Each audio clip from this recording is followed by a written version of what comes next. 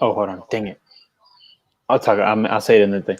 What's up, guys? We are here on Armbars and Suplexes. Uh, I just want to say, everyone, thank you for joining us. When they have, this is going to be the last week that this is going to be on this YouTube channel. Armbars and Suplexes will now have its own YouTube channel called Armbars and Suplexes. It's called ANS Armbars and Suplexes Podcast. That's gonna be the channel that'll be on next week. Couldn't do it this week because this morning I created the channel, and it takes 24 hours for them to allow live streaming. So last week that this show will be on my personal YouTube channel, which is kind of good because I have some I had some really bad YouTube videos back when I was younger. No, it's all a process, man. It's all a process. They were bad. Well, they were okay, but I was talking about Marvel superheroes and stuff. But don't worry about that anymore. I did see you going through a phase there. You had a little cooking channel at one point, and you had a little sewing channel. You were sewing, you were just trying to do all kinds of channels, man. Oh, I was crocheting like a boss. But anyways, I am your host, Alec Miller. You can find me on Twitter at AlecMiller0423. That's my son's birthday, so don't forget it. And joined as always every week, Jesus. What's going on, man? What's going on, man? You can find me. Oh, there it is, right there at the Real Jesus. That's spelled JEEZUS on the Twitter sphere. Looks like we have somebody, UFC 250, let's go, from Suge Knight 323. What's going on, Suge Knight? I know Suge Knight because Suge is on the Discord service that I'm on. He's part of the Bandit Brigade, and he has a great podcast. Make sure to check out his podcast, which covers the Schmodown. It's called Let's Get Ready to Talk Schmodown. Oh, nice. And it's a great podcast. He always has competitors on, and so you can hear them talk about their thoughts during the matches and all that. So make sure you go and check out his podcast along with Ferris and Justin Hamilton. But yeah, he's part of the community that I think I've had the most fun, and I've never really been into Discord communities until I got to this one. So good to see you here, Suge. And as we go through the fights, put in your thoughts on what you thought of each fight as we go through them. And I will read them out and show them on the screen because I can do that like this. Boom, man! All right, we're so high tech right now, man. It's crazy. We're so high tech. We know how to post to Instagram sometimes. We're working on it. We're working on it. But yeah, so we're gonna be jumping into very quickly instead of going through the stuff that we normally go through, where we talk about movies and stuff, because everything's been pretty jam packed in terms of UFC. Kind of slow in wrestling, which is okay. But really, really going full throttle with UFC. I know we still got 2 more UFC fight cards coming up. But last week we had to cover 2 cards, and this time we're going to cover 250, which was jam-packed from top to bottom with great, great action. So I think we're going to be pretty busy today. So we're going to skip over that, but we are going to go over some of the news that we got. And it's mostly still surrounding the UFC pay things. We have Conor McGregor retiring, quote unquote. Yep. The main reason why it wasn't a big story, I think, on a lot of outlets, even though some of the outlets did cover it because maybe this is their first time dealing with Conor McGregor. Mm-hmm. But I know ESPN on First Take, they didn't make a big deal out of it because even Max Kellerman said this is the second time he's done it. It's actually the third time. So it's everyone knew that this is kind of what's going on with this. I like what Max Kellerman says, that it kind of seems like every time he doesn't get the fight that he wants, he kind of retires. Because I don't remember why it was last time, but this time it's because he's not getting Khabib.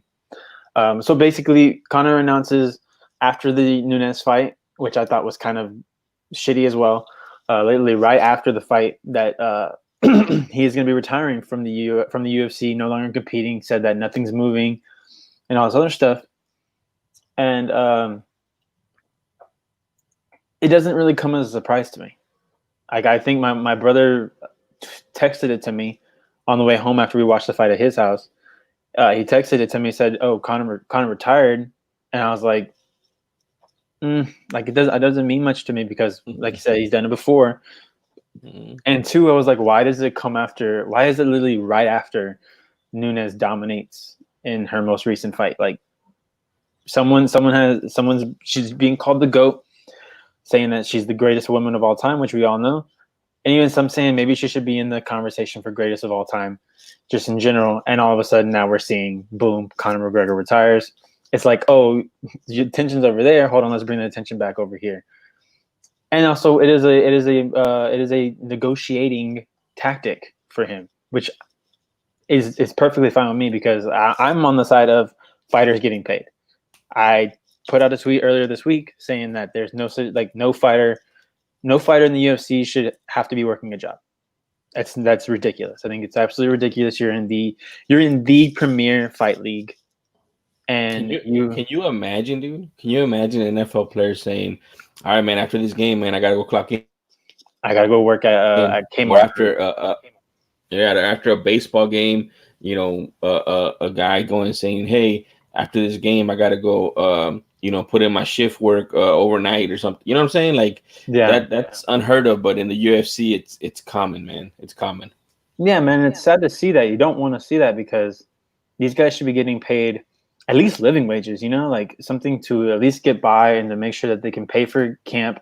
A part of me thinks like maybe there should be some form of clause in people's contracts where they don't have to pay for either their whole camp or a piece of their camp. Like the UFC should cover some piece of that, but the UFC basically has a monopoly on it, even though there's so many other fight leagues other people can go to. There's no union. You said that the rumor is that some people from the past union probably got paid off to shut it down, and throw huge amounts of money at somebody. How it's hard not to take it. Yeah, so we talked about this briefly last week, but there was an MMA union that started in 2016 with GSP, Cowboy Cerrone, and Cain Velasquez. Mm-hmm.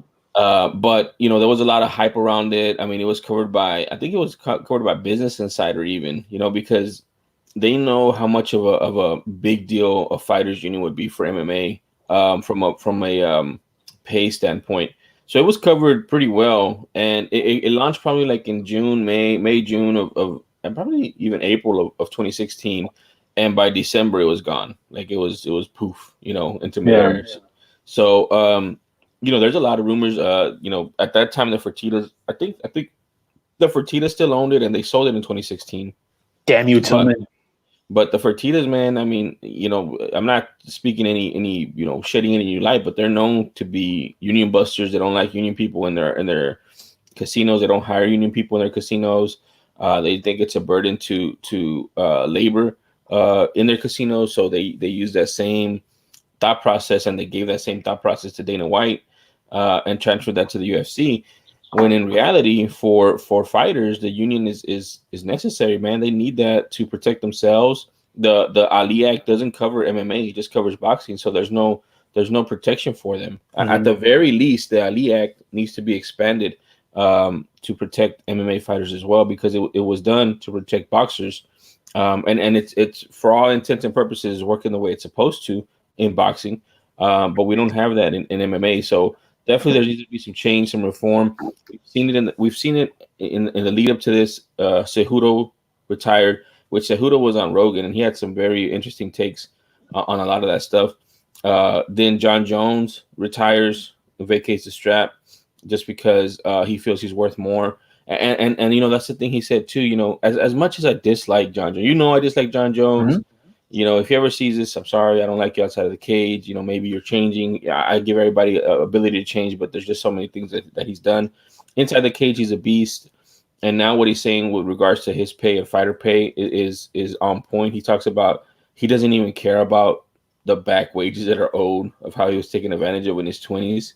He says that's fine. Just pay him fairly going forward. That's all he cares about, being paid fairly going forward.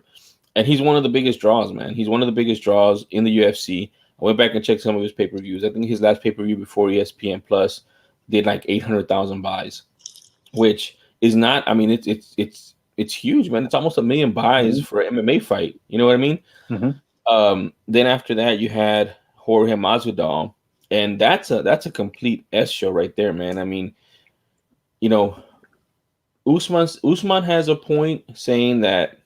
Gilbert Burns is a fighter. It is his training buddy, so they're friends. They're still going to fight. They're still going to be professionals. I don't think they're going to take it easy on each other. I highly doubt that. But he did praise Burns by saying that he took the fight. You know, he didn't care about money. He didn't, yeah, but that's dumb too, though. You know, like Yeah. you're literally a prize fighter. You fight for prizes, and when you don't care about the prize, there's a problem. There's a disconnect because you're just fighting to get the championship. Which think about it, man. If Burns wins and he didn't negotiate his contract, now he's going to be getting paid 50,000 as a champion, 75,000 as a champion. Mm-hmm. Are you serious? You know, like it's bad business. You know.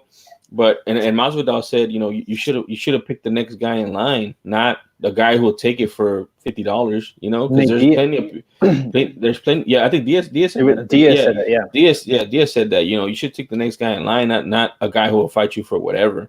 You know what I mean? So Mm-hmm. that makes a lot of sense to me, man. Like, and it just goes back to fighter pay, which takes me to the next point. The next point is on the Rogan podcast with Henry Cejudo. Rogan let go some.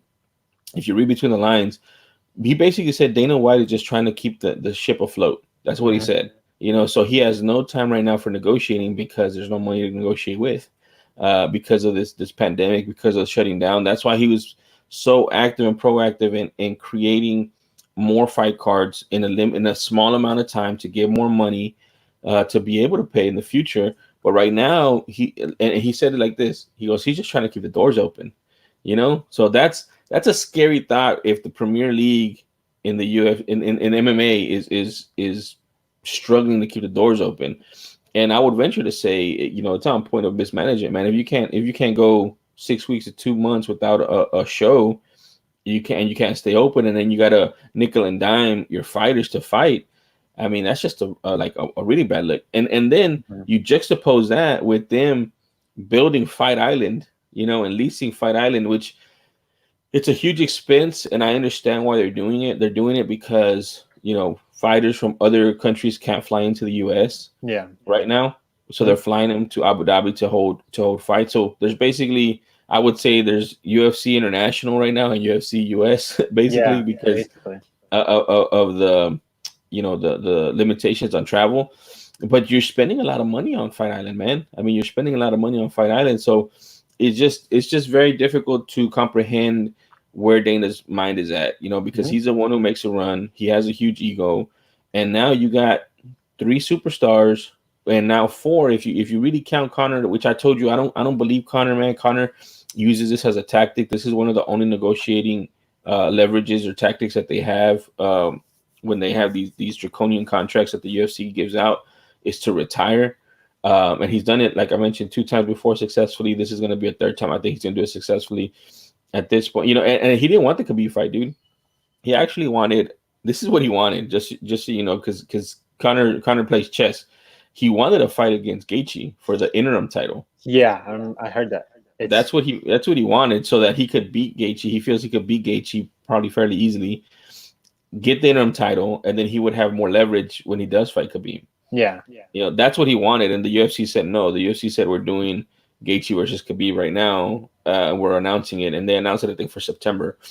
So that fight's going to happen, Gaethje versus Khabib, and that's why Connor's upset, because he didn't get what he wanted. So it messes up his plans for the future. I don't have leverage against Khabib. I'm gonna have to fight against somebody before I fight Khabib now, because Khabib, if he fights in September, he's not gonna be ready till January, February, if that. Yeah. So it messes up everything for Connor. So instead, he just retires. Yeah. I mean, and first of all, in terms of him winning Gaethje, Dana even said it on ESPN First Take, is that Gaethje won that interim title, like that basically lines up his title fight with Khabib. That guarantees him a fight with Khabib, and that's why Gaethje doesn't have to take that fight. And they probably aren't even telling him like, hey, you can fight Connor if you want to. They're probably like, like you have your fight. It's gonna come down the line. Don't worry about Connor. They're probably telling Connor the same thing, which is making Connor do this stuff. But let's go back to you saying that what Joe Rogan was saying about them not having any money.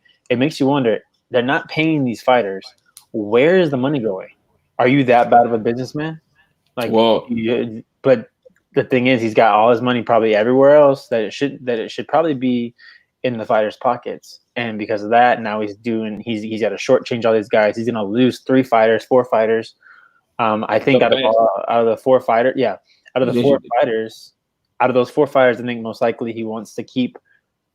The first one he'll try to negotiate with is Connor, obviously. But I think about a guy like Cejudo. Cejudo can go anywhere. Cejudo can go be a wrestler. Cejudo can go do other things, or maybe even go to another fight league. I think he's set. I think John is maybe a little bit tougher.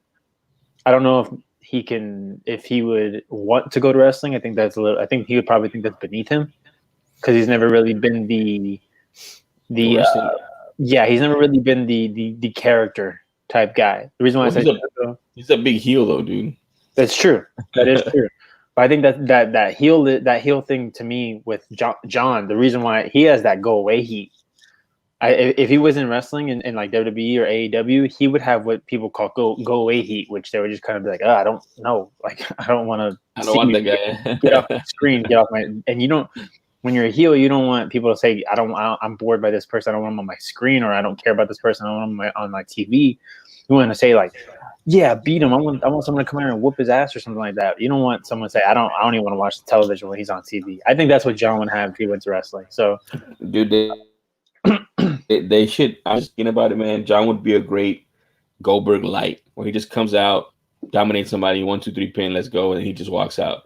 Like that's how fast he's on there because he's a beast, man. You know, but yeah, I get what you're saying with that. But you know, a couple of things too about Cejudo, man. You know, and these guys that are they're at the top of the sport, man. They're at the top of their divisions. They're at the top of the pay-per-views. They're at the top of the cards. Like they're not scrubs. Cejudo's a 2-time champ and a gold medal winner. He's a heel. He created his own little stick. He talked about it on there on the Rogan podcast. And it worked, and he got more eyeballs on. That's what he was trying to do. Mm-hmm. And you know what he said, man, which I was like, man, you know, I give him props. I give him props because the people he fights, you know, they said he was scared of Jan. Man, he's not scared of him, man. I can guarantee you. And I don't see those guys giving him any problems. Like I really don't, you know. And he said he wants to fight Volkanovski, which is at another weight division, man, 145. So to go up from 125 be champion, 135 be champion, and then go to 145 to be champion, you know, he has goals, man, and he should be getting paid for him if he's winning, you know.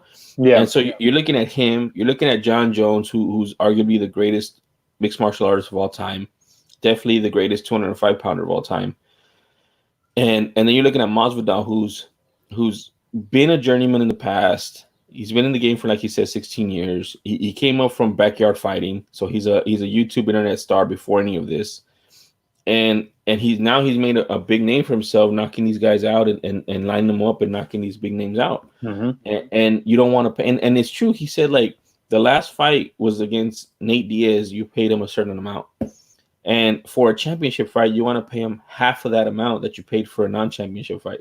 Like that does not make any sense. Like how can you sell that to somebody? You know? Yeah, with each fight you should be getting paid a little bit more. And dude, for the championship, are you kidding me? You should be getting paid the most you've ever made in your career, dude. What I was gonna say right now is that I think if you're fighting for a championship fight, both guys should be making at least $1 million for that fight. Which brings us to a fight from 2011, I think it was. Where I sent you that tweet from Gray Maynard, who fought Frankie Edgar in a trilogy, and I mean he those 3 fights took years off of his life at the end of his life, man, because that's how bad of a war they were. And I think the last one was a beatdown. I don't even think it was a war. He said he was going to get paid $26,000 to show and $26,000 to win. So if he lost, he said he would be in the hole because he spent $20,000 on training for that championship fight. Yeah. If you're paying a fighter, dude, $26,000, and he won that fight. That's what he said. He won that fight, so he made $52,000 to win a championship, 155-pound championship in 2011, dude.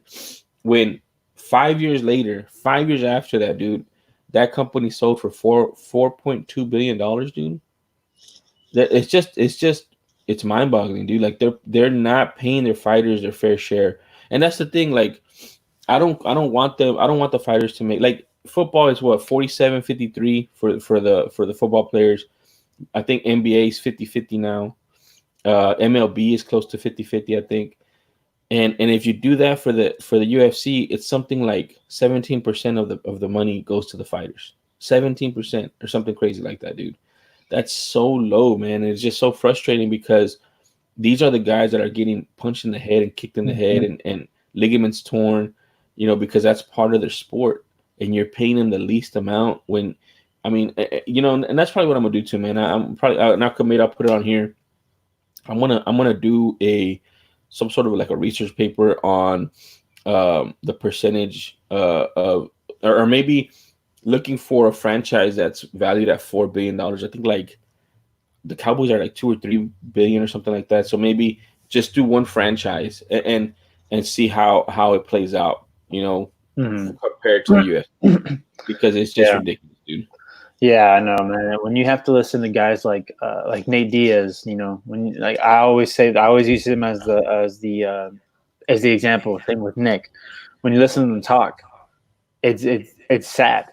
It's upsetting because they've taken so much damage over the years and over all the fights that they've had, and you got to think like, dude, they might not have been properly compensated for those wars they were in, for those bangers they were in. Like that fight against Masvidal that Diaz had was a banger, dude. Mm-hmm. The first fight with Connor, banger. Like these, like it's sad, man. It's upsetting, and it does make sometimes this sport hard to watch. It makes it hard to watch. Yeah, man. Like let's look at okay, we're looking at the top. Let's look at the bottom. You remember that dude got beat up so bad that it made like Twitter news or Twitter headlines, that dude Gifford, where Yeah, he just, man. I think, was it Neil? Was it Jeff Neal that was beating him up, dude? I think so. And he just kept beating him for 3 rounds, dude. Nobody threw in the towel. I mean, that guy Until was, the very end where he just like it looked yeah, like his body. he knocked him out, dude. I mean, Yeah, he knocked him out. he knocked him out, but it looked like it wasn't even like a one punch type knockout. It was like his body just gave up. Yeah, His dude. body just collapsed, man, in a heap. That dude probably made like $30,000, I think, to get beat up that bad. You know, Yeah, 30 grand. Like, I'm gonna double check it, but yeah, he probably made like 30 grand, dude. And that's it's sad. just, that's the bottom of the barrel right there, man. That's the bottom of, you're getting beat up for 3 rounds. You're at the bottom of the card, and you're not making any money, and you're getting beat up. Like, dude, you should have. I mean, and I'm not saying they should make a ton of money either. Like, I'm not saying that guy should make 300,000 or 400,000 or 500,000 for that fight. But dude, 30 grand, anything under, I guess I would say probably for that you should be making like 75 grand at least. It's good You enough for know, me. Yep, good enough I for mean, me. 75 grand. Let's say your camp was 20 grand, you made 50 grand on that fight. That's I think more than the median in the US. I think the US is like, for one person is like 37, 38 grand. So you're making more than that, in one fight. If you fight again, then you're ahead, even though you're getting beat up, you're still ahead of the game. Yeah. But 30 grand, dude.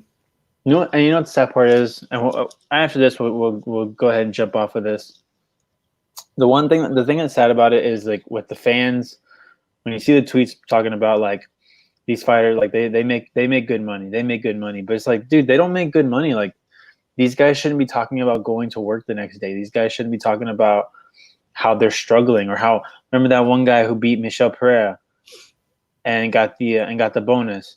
He literally said like that next day that if he didn't get that bonus, he was gonna be broke. He was gonna be poor. He was gonna be negative in his account if he didn't get that means that even with the win, even with whatever he got paid and the win, he was still gonna be in the negative, or he had like $20 in his account, and then he got that $50,000 bonus because he got, I think he got fight of the night or performance of the night or something like that.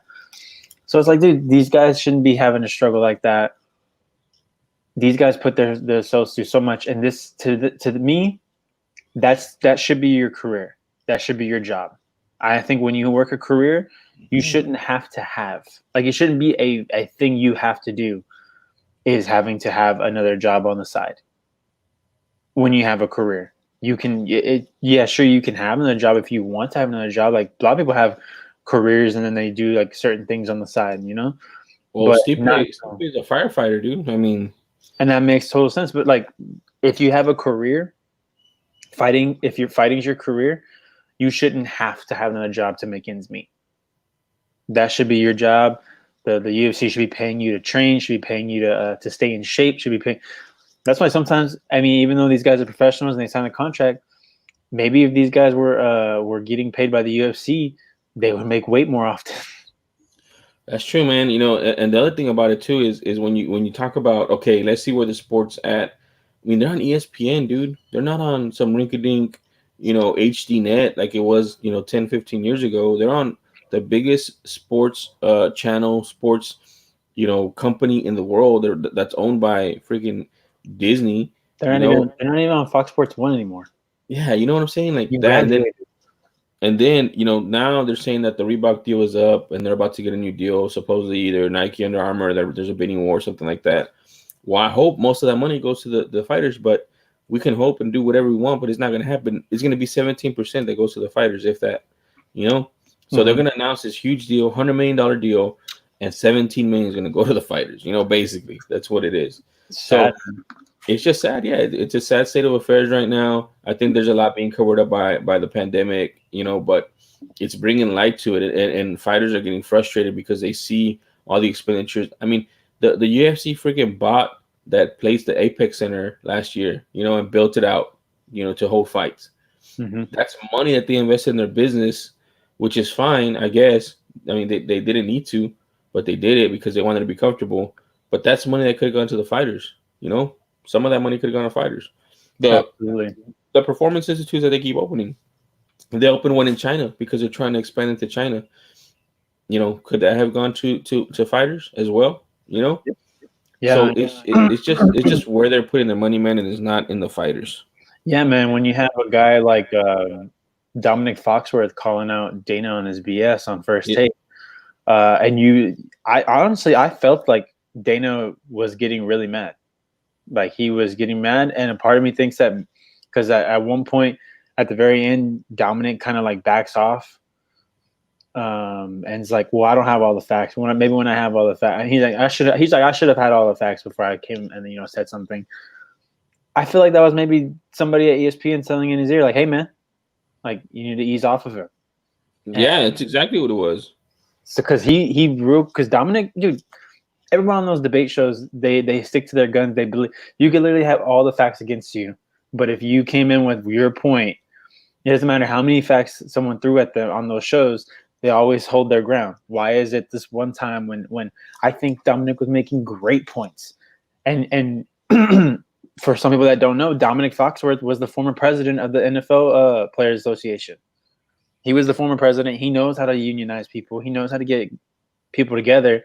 And the way he was talking was like, dude, he's making all the right points. He's making all these right points.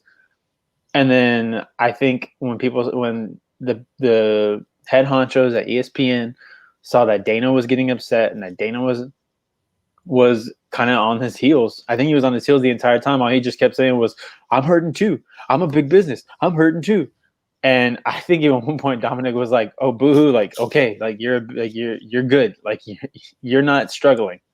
Exactly. Like, but I think that's probably what got ESPN mad and was like, hey, you gotta kind of apologize, like a little fake apology. It's ridiculous, man. Like it's sad.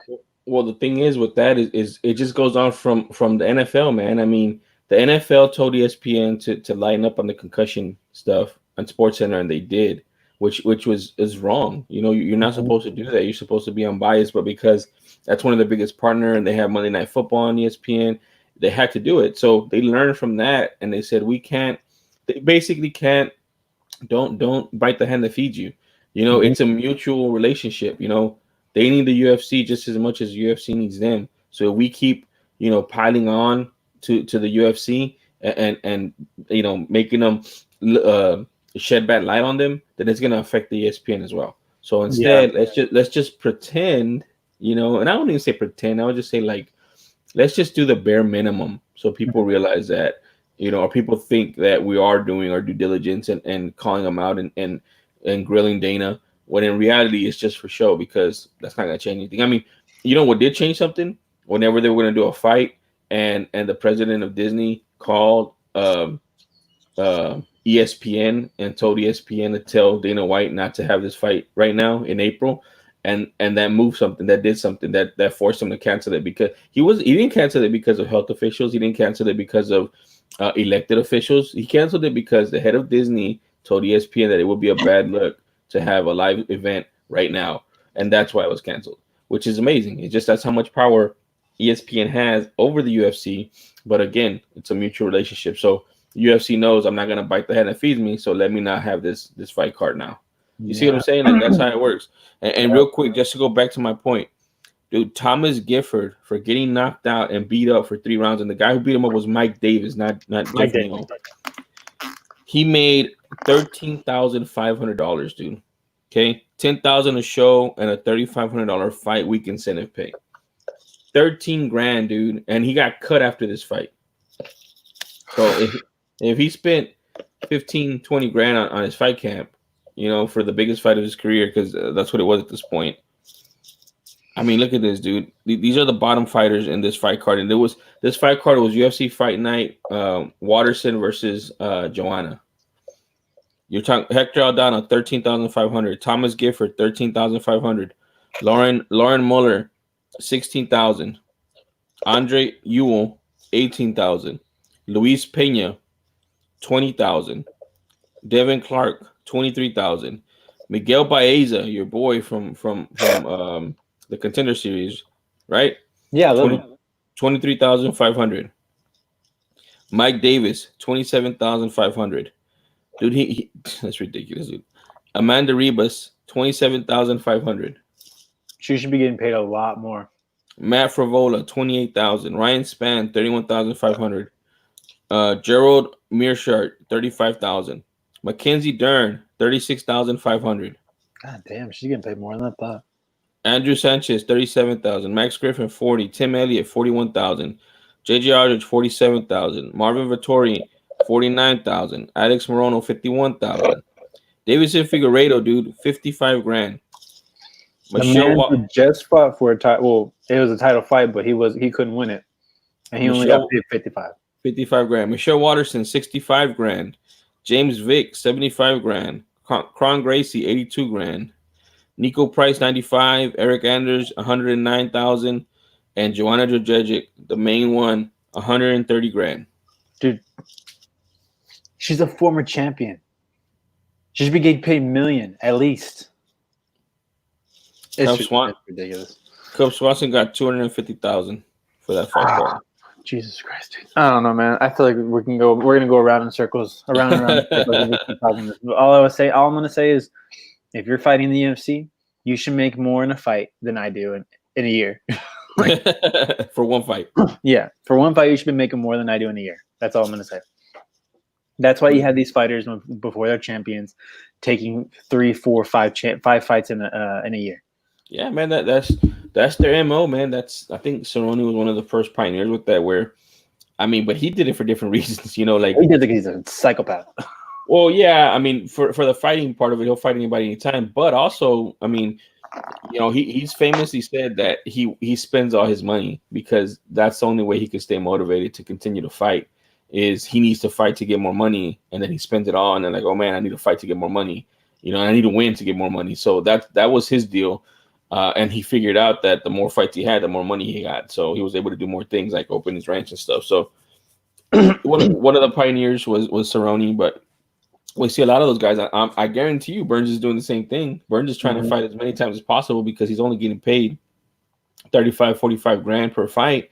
So he's saying, okay, well, if I fight 4 times, that puts me at, 200, 250,000, then maybe that's a good year for me, but I have to fight 4 times, Yep. All right, man. We've gone over this for 30 minutes. I feel like we've said all we can, and I don't really think anything's ever going to change, but go ahead. One last thing. Fighters need a union. I'll always say that. Fighters need a union.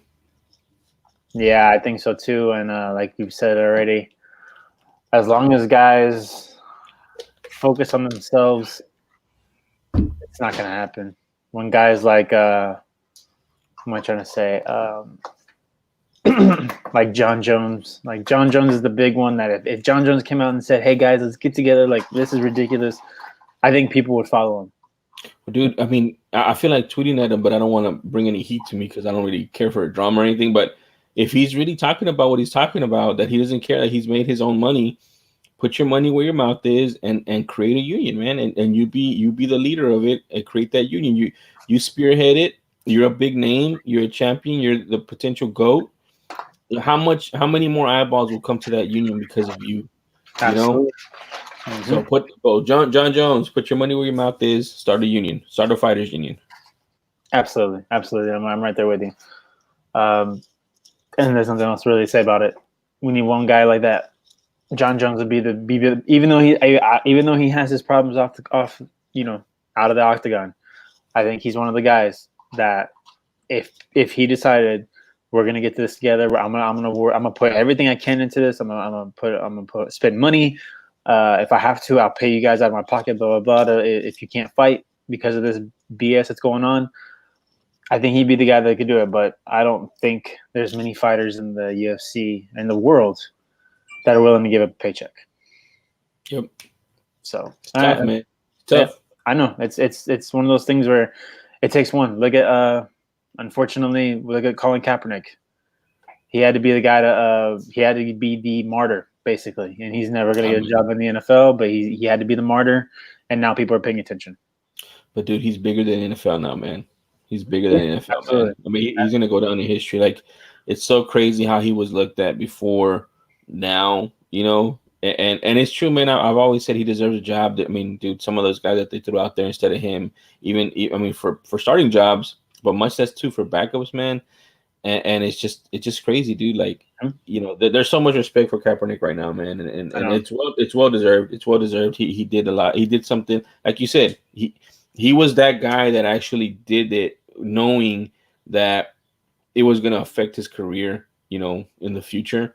But he said this is way more important, and that's what he did. So, Yeah, man. Just point out, I was when Deshaun Watson went down, I was one of the people who said sign Kaepernick because yeah, very I don't similar. remember who he had. I think it was Tom Savage. I was like, Oh God, they're gonna do it. Like oh sign God. sign Kaepernick. Sign Kaepernick. He's ready to play. He's the same type of quarterback that Deshaun was, I think. So, but no one ever listens to me. No one ever listens to me. And once again, for people who don't know, just to say one more time, we here at Armbars and Suplexes support Black Lives Matter. That I think that we both hold that very close and dear in our hearts. Mm-hmm. For people who say all lives matter, yes, obviously all lives matter, but all lives won't matter until Black Lives Matter. So that's the fight we're trying to move for, and I'm loving what's going on with the with what LeBron's doing. I just got a thing earlier saying that Mahomes and Tyrann Mathieu just got a whole bunch of people in Kansas City so they can go vote. It's great to see. Yeah. Well, dude, I don't know if this was announced last week or not, or we talked about it, but Jordan donating 100 million over 10 years, 10 million a year. That's big, man. Jordan usually stays out of political stuff, so that's a big move for him. Oh yeah. But yeah, man. I mean, I mean, we're in the middle of a change, man. There's going to be new stuff going forward. That's been needed, for a long time, and I mean, just in our lifetime, it's been needed. And imagine before this, before our lifetime, that we've had somewhat, I guess, decent standards, and now, I mean, there really weren't, because we didn't have cameras to capture all the incidents and all the racism and all this stuff. So, I mean, I'm just looking forward to what the new normal is going to be. I'm hoping that there's going to be, positive change going forward, not only with police force, but also the institutional part of it. I mean, jails being locked up for small amounts, but in other places, they champion the growth of certain drugs and things of that nature. It's just systemic, man, and we need I think somebody said, this system was built purposely, so it needs to be purposely, deconstructed. Like, it's not just gonna happen by itself. It's gonna happen step by step, brick by brick. Police force, imprisonment, judges, fines. Just everything needs to be changed somewhat, to be, like you said, to make Black Lives Matter, so that, again, everyone could matter. Mm-hmm, absolutely. Shout out to the NASCAR for what they did. That's unfortunate. It's sad that it took 2020 for that to happen, but I think it's change that needed to happen. Big ups to Bubba Wallace for being the voice to stand up and say that this needs to happen. and guys like Jimmy Johnson who backed him up and said that, you know what, one of our own is talking. We need to listen. It's beautiful, and like the guy that decided to retire because of this whole thing. Opposite big ups to that guy. Opposite of the big ups to him. Keep telling. What I was gonna say is keep telling yourself what you have to say. To tell yourself to not make yourself feel like a piece of shit. But we all here know the real reason why you're retiring. It's because you like the Confederate flag. You think it should be flown, and you can try and deny all you want, but NASCAR and no other league, no nothing, no other organization needs those kind of people. If you get a chance, I think listen to I think it's hour 2 of ESPN First Take. They have one of their reporters for NASCAR talk about it and talk about his background, and basically, you know, people always say, "Oh, you don't know you don't know the background of it, you don't know the history of it," and he basically says, like, I grew up in North Carolina, I do know the history of it, and I denounce the history of that. Yeah. So, somebody said on Twitter, and it was one of the best lines. They're propping this thing up, the Confederate flag, for 4 years. That's how long the Confederacy lasted. 4 years. Yeah. The Obama administration lasted twice that long. You know what I mean? And it's just ridiculous, dude. Like, you know, again, they keep saying it's history, it's heritage. No, man, it's not. It's really not. It's at this point, it's just like the swastika, man. You go back and look at the swastika before Hitler, you know, took it for himself, and it had religious connotations, and it wasn't bad, you know. But after Hitler, it's bad. It's racist. It's a swastika. It's banned everywhere for the same reason. It's the same, you know, symbology and ideology that's bad and racist. So that's the same thing as the Confederate flag, man. It represents, you know, the South and what they wanted, which was to keep slavery going for their own good, and that's what it represents, you know. Absolutely. So that's your history, and you shouldn't want that like that. I mean, dude, Germans are embarrassed of Nazis and the swastika is still illegal. Yeah, you should be embarrassed. In Germany, you cannot have anything in the swastika. You will get put in jail. That's what I'm saying. You should be embarrassed of that damn Confederate flag, man. And instead, and you know, again, I mean, what was it, in the 70s? And you know, it's tough for me. Like, it's not tough for me. Like, obviously, the Confederate flag, I denounce it. I don't want anything to do with it. The only thing is, like, in the 70s, they had the Dukes of Hazzard, right? And it had that big, Confederate flag on the General Lee. You know, and I was like, oh man, that's the coolest car ever. I didn't know what it meant. I didn't know what the Confederate flag meant. Young, you know, I just thought it was a cool, fast car that was doing all these crazy stunts and stuff. I was like, man, that's cool. Now it's like, man, that sucks because it's on there. Like, I don't even like that car anymore because it's on there, you know? And because we didn't, like, at least for myself, I wasn't educated. I didn't know. I was young. I was a kid. But now it's like, why would you put that on a car? Why would you put that on a car, man? Like, come on. Yeah. So it's just bad, dude. Yeah, I think Shannon Sharp said it the best. Is that it's anytime you fly that flag, it's a hostile. It's basically like you're being hostile towards people of color, towards Black people. You're being hostile. You're basically threatening them without threatening them. But you're that's what you're trying to do. You're trying to intimidate. It's why the statues of Confederate generals were built in the South, was because they wanted to intimidate Black folks and to thinking, hey, like, you're not welcome here. Just to let you know, even though y'all won the war, basically that was their way of saying you're not welcome here. And I think with those statues being up, with that Confederate flag being flown, it's the exact same thing. And if those same people that believe the Confederate flag should be flown, or they represent they like to represent the Confederate flag, are the same people that were probably telling Kaepernick to respect the United States flag. Guess what? You flying that Confederate flag is disrespecting the American flag, because that flag that flag was an act of treason. Exactly. That's not patriotic. That Confederate flag is not patriotic. It's the opposite. So which one are you loyal to? The American flag or the Confederate flag? You gotta pick one, because they're two different ideologies. You can't do both. You know, that's the thing, though, is that it's the same thing when I was thinking, like, why does everybody all of a sudden care about the flag whenever Kaepernick was kneeling? All of a sudden, everyone cares about this flag. Everyone cares about the flag, but it's because you didn't want to hear the message that was being said, and now you really don't want the message. You really don't want to hear the message. So now, and now someone's taken away what you really believe in, and now you're getting upset about it.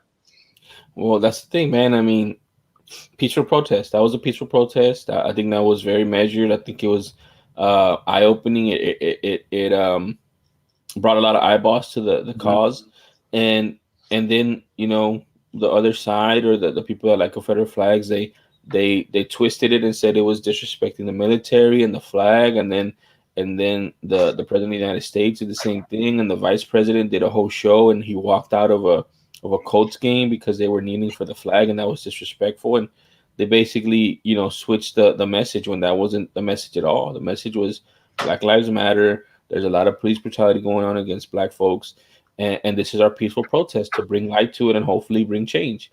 Mm-hmm. Nobody listened. Nobody listened.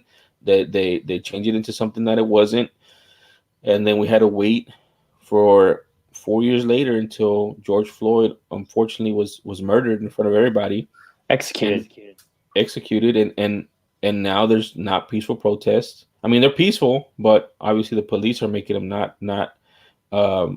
And maybe some agitators, if you want to add that. I also think they at first weren't, because it's anger. Like, yeah, it's like Dr. King said, and I love how like people quoted Dr. King, but Dr. King said like riots are the language of the voiceless. Yeah, he talked about tension. He talked about tension, and by tension he was alluding to maybe some potential rioting. Because he knew you can't do this. But man, real quick, since we're on the subject, this is Armbars and Suplexes. We do talk about MMA and wrestling, but we also talk about what's going on. I mean, we can't avoid this. This is part of our lives. Absolutely. John Oliver had a great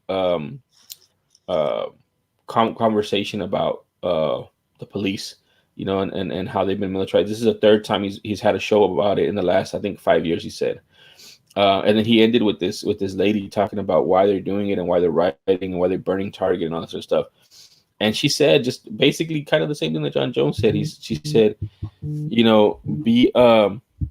be happy that we're coming for equality, not for revenge. Mm-hmm.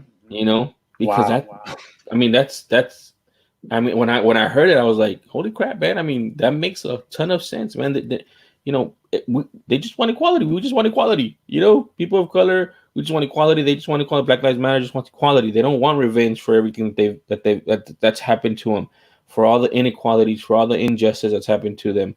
And that was strong. That was like that was even more eye-opening to me. Like, man, this sucks, man. We're just trying to be equal. Black Lives Matter just trying to be equal, and it's crazy, man. It's crazy. So I definitely recommend it, man. I watched John Oliver on HBO. If you want to go watch that one, that was the end of the show, man. As soon as she said those words, he cut back to him and he said, "That's our show tonight," and that was it. No music, no nothing.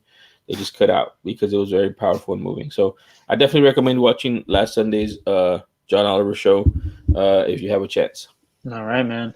Trying to think, is there anything else we want to say about anything before we jump into 250? You got anything? I mean, we didn't start it off like we normally do when we talk about anything that we've seen. Yeah, let's go ahead and do that real quick. You want to do that? So yeah, let's do that real quick. I saw Ready or Not. I saw Ready or Not probably like 3 days ago with what's her name? Margot Robbie. Oh no, I'm sorry. Samara Weaving. Samara Weaving. Yeah, she looks exactly like her. It's ridiculous. Dude, it's ridiculous, man. Have you seen that show, Sex Education? No, but it's on my watch list. Like, I need to watch it. What's up with that? Well, when you want, one, it's a great show, but two, the female star, she looks a lot like Margot Robbie. She looks like a teenage Margot Robbie. Oh, really? Yeah. So it's a lot of Margot Robbie looking people, and I'm not going to complain because that to me, that's the perfect woman. The simulation is broken right now with women that look like Margot Robbie. Yeah, man. So Ready or Not was good, man. I liked it. Have you seen it? Yeah, I love it. It's great. Yeah, I liked it, man. It was pretty good. It was different. It was there were some allusions or alluding to certain things in the beginning that happened in the end, and it's just pretty cool. Yeah, that editing is so funny, man. It's so funny, but I don't know. I liked it. I just liked the whole thing about it, man. It was a pretty cool movie. I don't think my wife liked it too much. I think she thought it was too much gore or something, and she was expecting a different type of movie. I get Uh, it. but yeah, no, I mean, you can see that. But I mean, I would watch it again. I thought it was fun. I want to go back and see it again. Um, but it was pretty cool, man. It was pretty cool. So we saw that one. Let me see. I've been on an old school kick recently. We saw, I don't know if I mentioned to you, we saw Big again Oh, nice. recently. Yeah, so we saw Big. We saw last week we saw Rush Hour again. The first one? Yeah, the first one, yeah, the original one. First two Yeah, are man, great. they're classics, dude. They're classics. I mean, not three of them are okay. Well, I don't remember three that much, but definitely two was funny. Three's good. It's fine. It's But it's not the first two, but it's one of those ones where it's like I'm not complaining that I got a third one. where would you put that on the trilogy meter? In terms of like the whole trilogy. Yeah, like as a whole, because like Rush Hour 1 is like by far a classic. It's like nobody did anything like that before. I mean, it was buddy cop, but it was different cultures and they played on that, and it was just funny and good at the same time. And there was some drama in there, and a twist of the bad guy. You know, the whole. I mean, it was good. You know, it was really really good. 2 kind of elevated it too, man. Like I didn't think they could, but it elevated it. You knew them, you were familiar with the characters. That made it even funnier. You know, and then 3, like you said, I'm not mad I got 3, but I got it. You know, but it wasn't the greatest, but it's hard to live up to an all-time classic and then, you know, a very very very good sequel. Yeah. So the thing with 3 is that I just think it came too late. Yeah, it was. So it felt weird, like, you know, sometimes some of the stuff from Chris Tucker came off like he didn't believe it or he wasn't as into it. And it's because, you know, he was on his he had went on his long hiatus where he was, you know, Christian. Yeah. Which is, you know, you can be Christian and still be, you know, inappropriate. Yeah, that's true. That's true. Okay, but yeah, and he was like he got super religious for a bit. So it just I think it's just a little too late, but it's still a good movie. It's still fine. So where would you put the trilogy at? Like, what's your number one trilogy? Back to the Future? My number one trilogy, is the Lord of the Rings trilogy. That's my number one trilogy. So Lord of the Rings, and then Planet of the Apes, the Apes trilogy, the new one. The new one? Yeah, the new Apes trilogy. I think every single one of those movies is fantastic. There's not a bad movie, and there's not even a good movie. They're all 3 great. I think Rise, Dawn, and War. Even though War is it's not as good, it's still I think it's still a great movie. So the problem for me with that one is War wasn't that good to me. Rise was good, but it was long, man. It was a long movie, dude. Like it felt like some parts dragged a little bit. But it was good. I don't know. I wouldn't put it that high. So you're putting number 2 your all time, dude? I mean, Back to the Future's not in there. Probably Back to the Future, because I just rewatched part 2 and part 3 of Back to the Future. What about Indiana Jones? I haven't watched all 3. What? I've only seen Raiders. Oh man. Yeah, no, I've only seen Raiders. But like Back to the Future part 2 and 3, I love all 3, and I actually like 3 more than I like 2.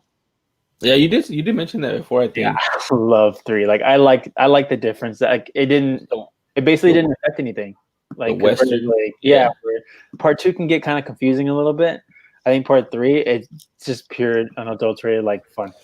Well, you know, it's funny because I've been watching a lot of like, I don't know, DeLorean stuff, and it kind of feeds into the Back to the Future stuff. You know, like I've been feeding off of it, and they said that they messed up on part 1. They weren't thinking about doing a trilogy. That's why they put his girlfriend into the car when they were, you know, they're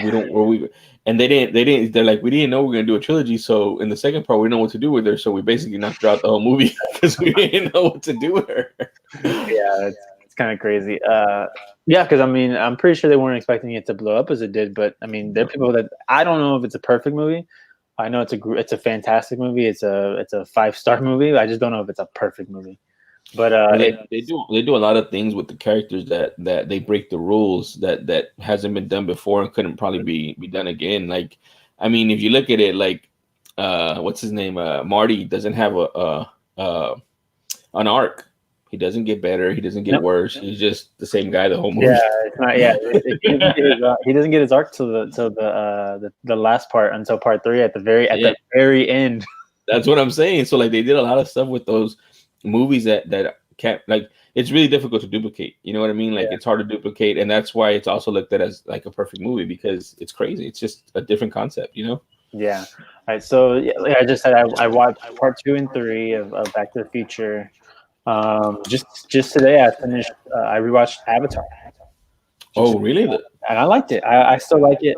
I never got on the hating Avatar train. You know how that became a No, movie. yeah, that was a thing, but no, I never did that, dude. Yeah, I think it's still a good movie. Obviously, it's not. It doesn't hold up. It still holds up, but it's hard to not think about the first time I watched that movie in the theater because I saw it in the big IMAX 3D. Oh, really? Oh, dude! Like I remember going to see that movie, and I was sitting there. I had never been to an IMAX like 3D movie at all. That was my very first IMAX 3D movie, and sitting there, and then like it shows like the space station or something like that. Yeah, It looks like the space station's like out of the freaking screen, really, like dude. over people. I was like, this is insane, and then it just got even better. But yeah, the first one is great. I think it's still a great movie. Um, I enjoy the characters. I enjoy the action and all that. Yeah, it's just a good movie. You're supposed to hate Stephen Lang. He's a piece of shit, and you hate him. And same thing with Giovanni Ribisi. The only problem is Giovanni Ribisi doesn't die. That's the only thing. Yeah.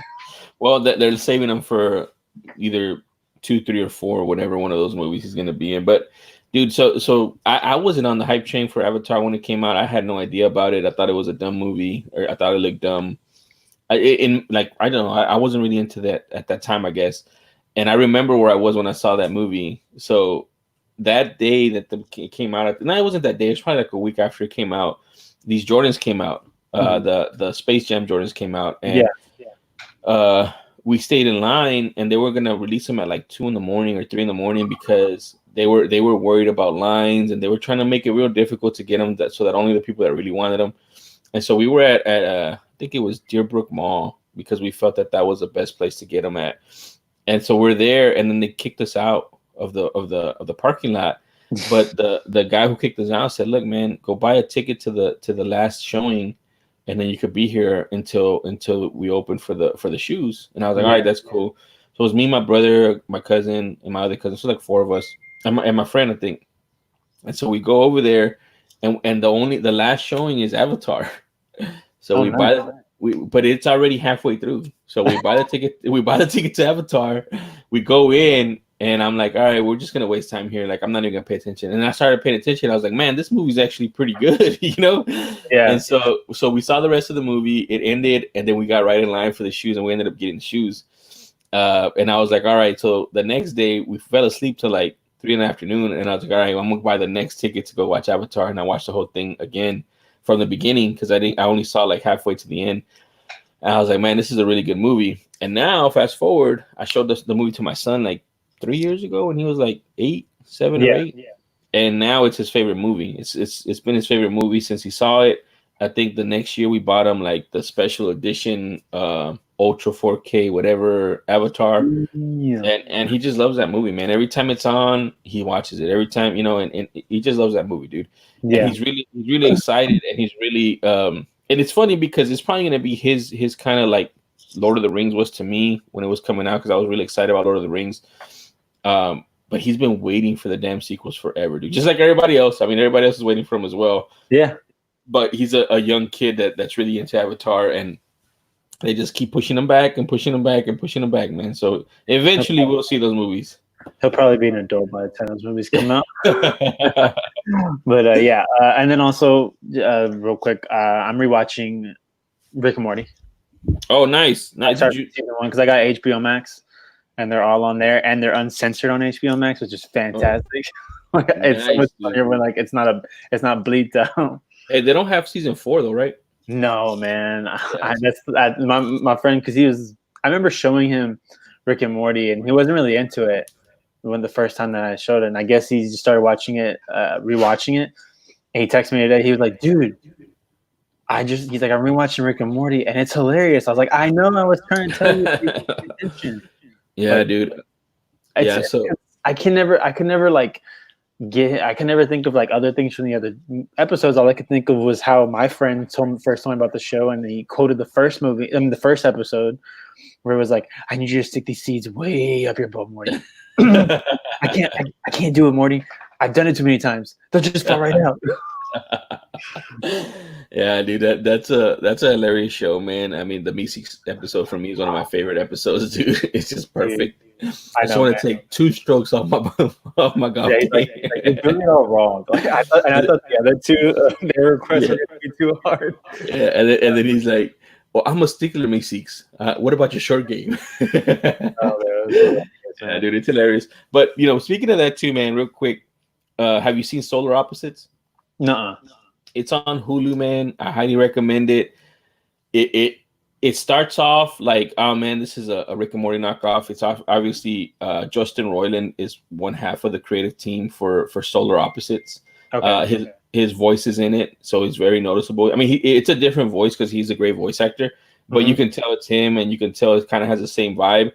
So at first, when you start watching it, the vibes that I got were like, oh man, this is like Rick and Morty cast off. This is Rick and Morty stuff that didn't make like the like it's a cutting room floor of Rick and Morty, but it's not, dude. It's not. It builds up. It gets way better, and I would probably argue that it's right up there with Rick and Morty, dude, as far as how funny it is, how crazy it is, how stupid it is, and then there's a bit like it builds. So it's really good, dude. And then on top of that too, my brother put me onto some anime recently, some weird anime called Doro Hedoro on Netflix. Have you heard of it? Mm-mm. It's this really weird anime, dude, where there's sorcerers and wizards, and they experiment on humans that are in a different place called the Hole, and the sorcerers can go to the Hole, but the humans can't go to the wizard place. So it's just weird, and it follows this one guy who had an experiment done on him where they changed his head into a lizard's head, and so he's stuck like that. And the only way you can break a spell is to either the wizard has to break the spell themselves, or you have to kill the wizard that did it to you. So he's on a quest to find the wizard, and the way he does it is he bites their head, right? But like, he doesn't bite it off; he just bites their head. Yeah, and then the person that he was before comes out and says, "You are not the one." And so then he takes his head off and he says, "What did the guy inside my mouth tell you?" And he said, "I'm not the one." He goes, "Okay," and then he kills him. It's really weird, dude, but it's really fun and funny, and it has a lot of funny parts. Dude, I went through it in like a week. I think it's only 12 episodes or like 22 minutes each. But it's just something different, man. It's anime. I was like, oh man, my brother said it's cool. Let me check it out. It's pretty fun. It's pretty interesting. You kind of want to know what happened and how it's just good. It's a good episode. Right. Yeah, I've been considering going back and watching Shippuden just because. Yeah, I mean, dude. I mean, we have so much time right now, dude. We're still in lockdown, still in quarantine. They did lift the order on Wednesday for stay home here in Houston, the stay home order. But on Thursday, they're working on a new one because our COVID diagnosis and hospitalizations have been going up for the past week since Memorial Day.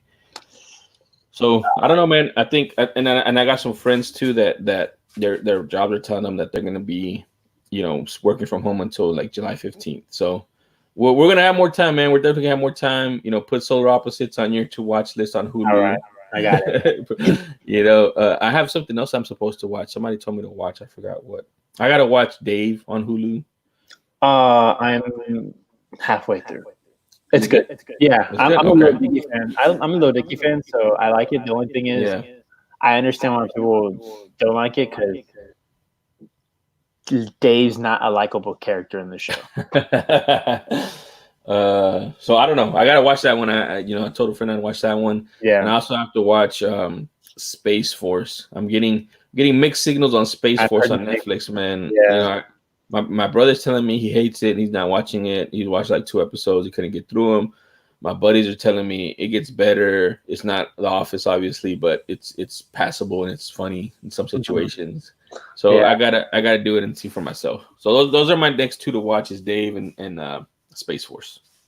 All right. Well, let's go ahead and jump into the UFC 250, man. We got a lot to talk about. We got about an hour to go here, and let's get to it. First fight. Evan Dunham versus Herbert Burns in a catchweight fight. Catch weight. Yep. The thing is at 150.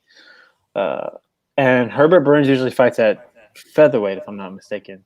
145, and Dunham usually fights at 155. Yeah, so they met in the middle, which, cool. Herbert Burns looked like he actually got tested a little bit on his feet. He caught a couple of shots from Evan Dunham, but then took him down easily. Like he got uncomfortable, said, "You know what? All right, let me go to the ground game," and choked him out pretty quickly, man. Dude, I mean it's Damian Maia all over again. It's Mariano Rivera, dude. I mean, it's why are you gonna try to strike with the guy that's better striking than you? Just go to the ground. You had a great camp. You look good punching air or punching, this or that. Yeah. Evan Dunham's been doing it for like 10 years, dude. You're not gonna be on his level in striking. Take the guy to the ground. Don't get beat up. And win your fight. You don't gotta take no damage like Damian Maia does. Yeah, I think he had that highlight reel knockout in his last fight, Herbert Burns. He had that knee. So maybe he got comfortable. I also think he is a really good striker because he showed that in the Contender Series too. But when you're going up a much superior striker, why don't you just start? Why doesn't your game plan just start out with going to the ground? A bigger man too. You know, I mean, it's just very interesting to me, man. Like these guys don't use their. I mean, Gilbert Burns too, man. Gilbert Burns is out there out striking, strikers and stuff. His brother. So I don't doubt that they have good, striking, but your bread and butter is the ground game, man. Just go in there, take the guy out, get your money, and move on to fights that are gonna eventually matter. Absolutely. So but I think you're gonna hear me say this a couple times. Impressive. It was very impressive. The speed that he choked him out in. Yeah, Dunham is no joke, dude, and he's not a scrum on the ground either, man. He's been around a long time. He has some big wins under his belt. But man, I'm telling you, the Burns brothers, man. I don't know what I think, and Joe Rogan asked him. He's like, I don't know what they put in that water over there, but them Burns brothers, y'all are crazy, dude. I'm gonna create a shirt. It's gonna be an Armbars Suplex shirt. I'm gonna do it and then say Burns 2020. No. If Herbert's the president. Oh yeah. If Herbert's president and Gilbert, because you don't like Gilbert Burns. It's so funny. I don't love Gilbert. I'm sorry. Even though his last couple fights were very, very good. What if he unseats the guy you like even less than him? Dude. I'm gonna be a little mad because that should have been Masvidal's shot, but I'm gonna be a little salty. Oh man. All right, next up we have light heavyweight Alonzo Menifield, undefeated at the time, versus Devin Clark. And a fight that I thought almost got ended in that first round. I really thought Menifield would knock him out, and I think he got gassed, man. He got gassed. He felt a couple of those power punches from Devin Clark, and he was just done.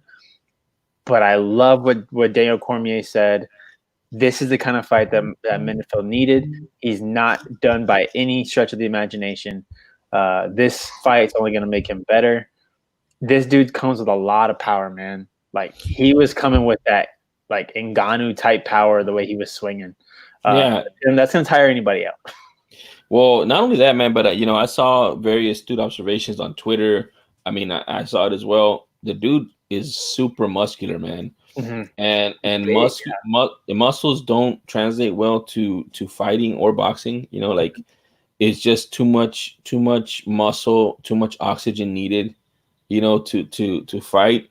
I mean, if you look at a lot of the fighters, man, and they're just not. I mean, they're ripped like their abs, but their chest, they don't have a huge chest like he does. They don't have huge deltoids like he does, like a huge back. Yeah, unless you're Yoel Romero, like that. I think he's gonna need to work on that going forward because I mean, he gassed, dude, and if he didn't gas, he would have probably won. But credit to we're talking about Menifield, the loser, because he's a prospect and stuff. But Clark, I mean, he's a gamer, dude. He got beat up, his eye got messed up, nasty. He took a lot of shots, but man, he gave just as much as he got in the second and third round, dude. I mean, those knees to the body he was throwing in the clinch. Yes, dude. Fantastic. Yes, man. So that was a great fight, man. That was like, man, this is like that fight right there to me was like kind of eye opening. Like I didn't expect that from that fight, and I was like, it got me excited for the rest of the fight card. But I mean, I don't think, like you said, Menifield loses a lot in this fight. He went to 3 rounds, right? He went 3 rounds. Yeah, went 3 rounds. he went 3 rounds, and like DC said, you got to learn how to lose, man. You got to learn how to lose, and that's exactly what happened. He's not going to let this happen again. I mean, if he's a great fighter, he's not going to let this fight type happen again. He's not going to get tired. He's going to work on his cardio. He's maybe going to trim down and lose some of that muscle so that he doesn't have to carry it for the whole 3 fights, for the whole 3 rounds. And hopefully we'll see a better Menifield. And as far as Clark goes, I mean, Clark needs to work on some of that defense, man, because he was taking some nasty shots. He was taking some nasty shots, man. Even at the end, dude, there was one point, it was like 10 seconds left, and he took a really big shot to the head, and I was like, dude, what if Menifield wins, like knocks him out? Like, calm down. Man. That would suck. That would suck because he put in work for 3 rounds and took damage for 3 rounds, and he deserved that win. But if he gets knocked down last 10 seconds, and that's on him too, he needs to work on his defense, man. He needs to work on his defense. He does have a chin, but in this game, man, chins don't last long if you keep getting hit on it. So but yeah, man, definitely excited about both these guys. Want to see more from Menifield. Hopefully, he can shore up those holes in his game. I definitely want to see more about Clark because he has a lot of heart and grit, man. I want to see him fight. Absolutely. Next up, we have one of the performances of the night. Juicy Formiga taking on Alex Perez, and second week in a row, man, TKO by leg kicks. Alex Perez chopping at that leg early, like literally. I think that was the first couple shots he threw. He threw a leg kick and then went up top.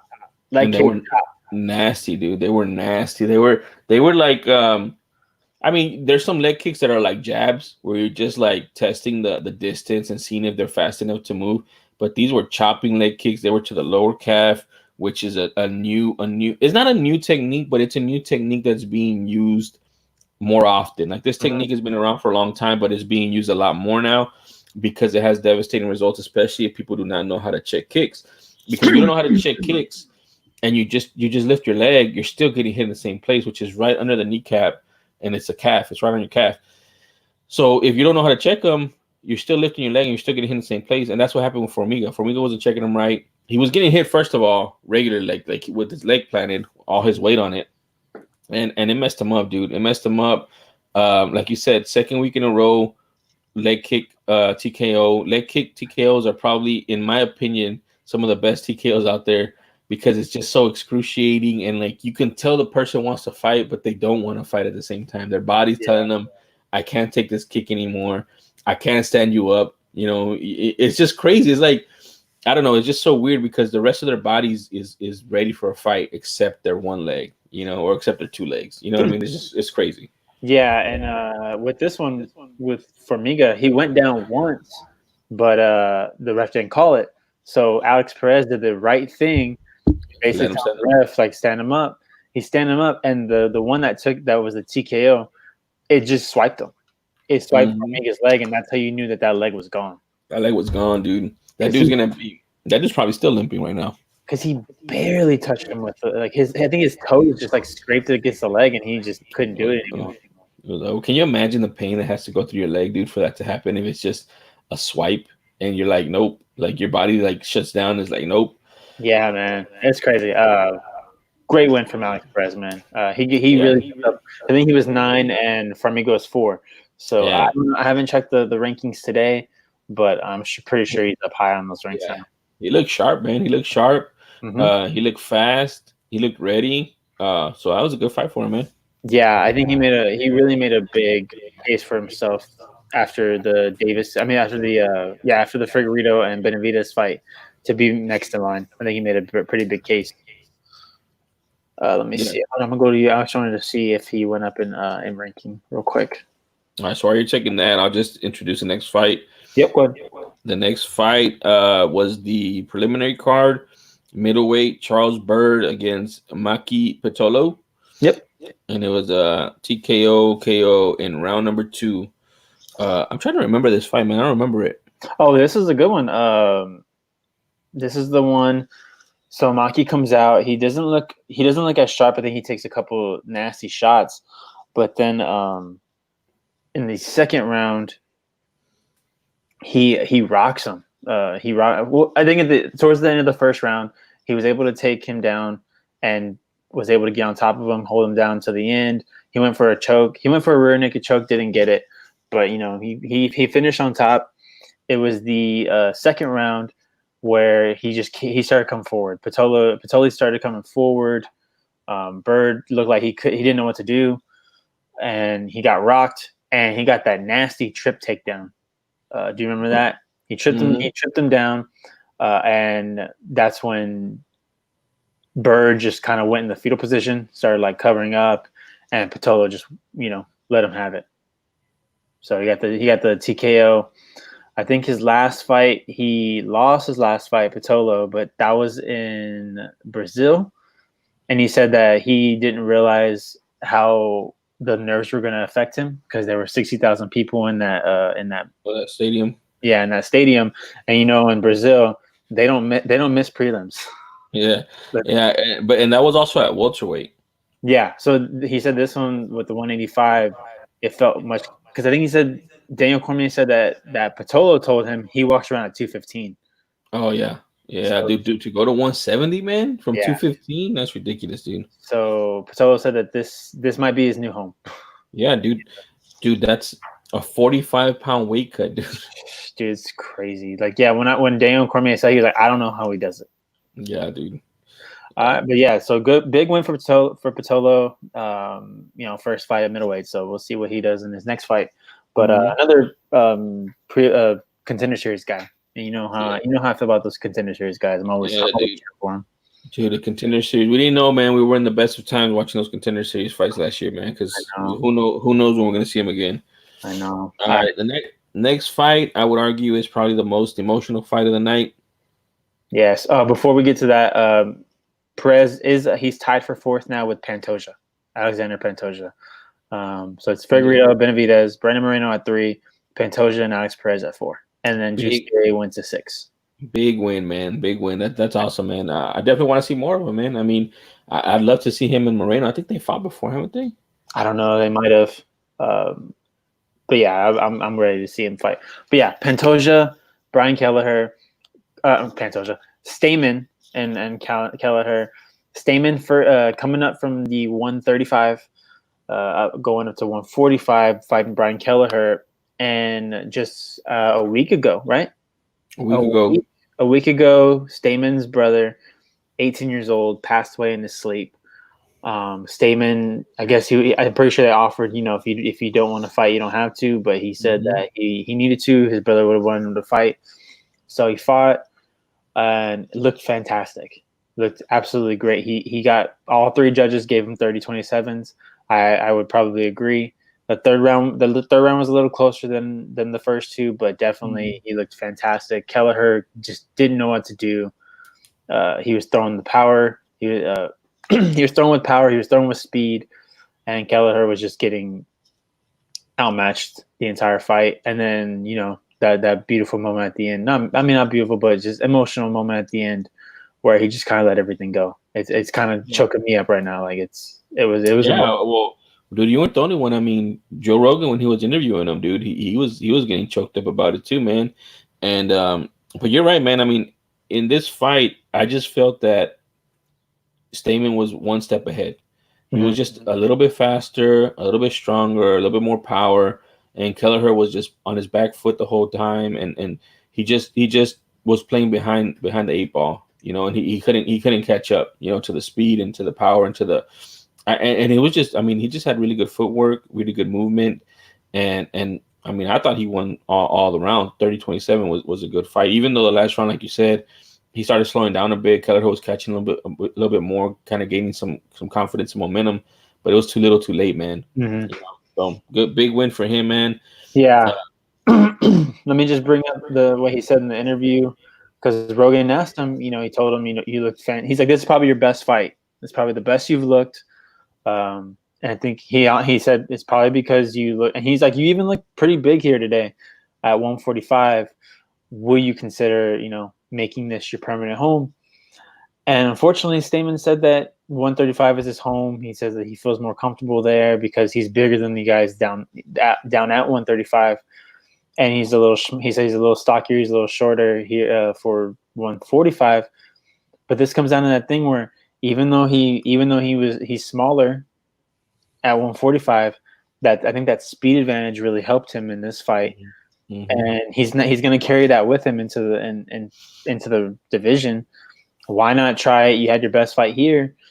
Maybe try one more. Try one more fight at 145. See how you feel, man. Because I think, and we've said this multiple times, I think it's so much different when you go and you feel comfortable at a certain weight class. Look at Gilbert Burns.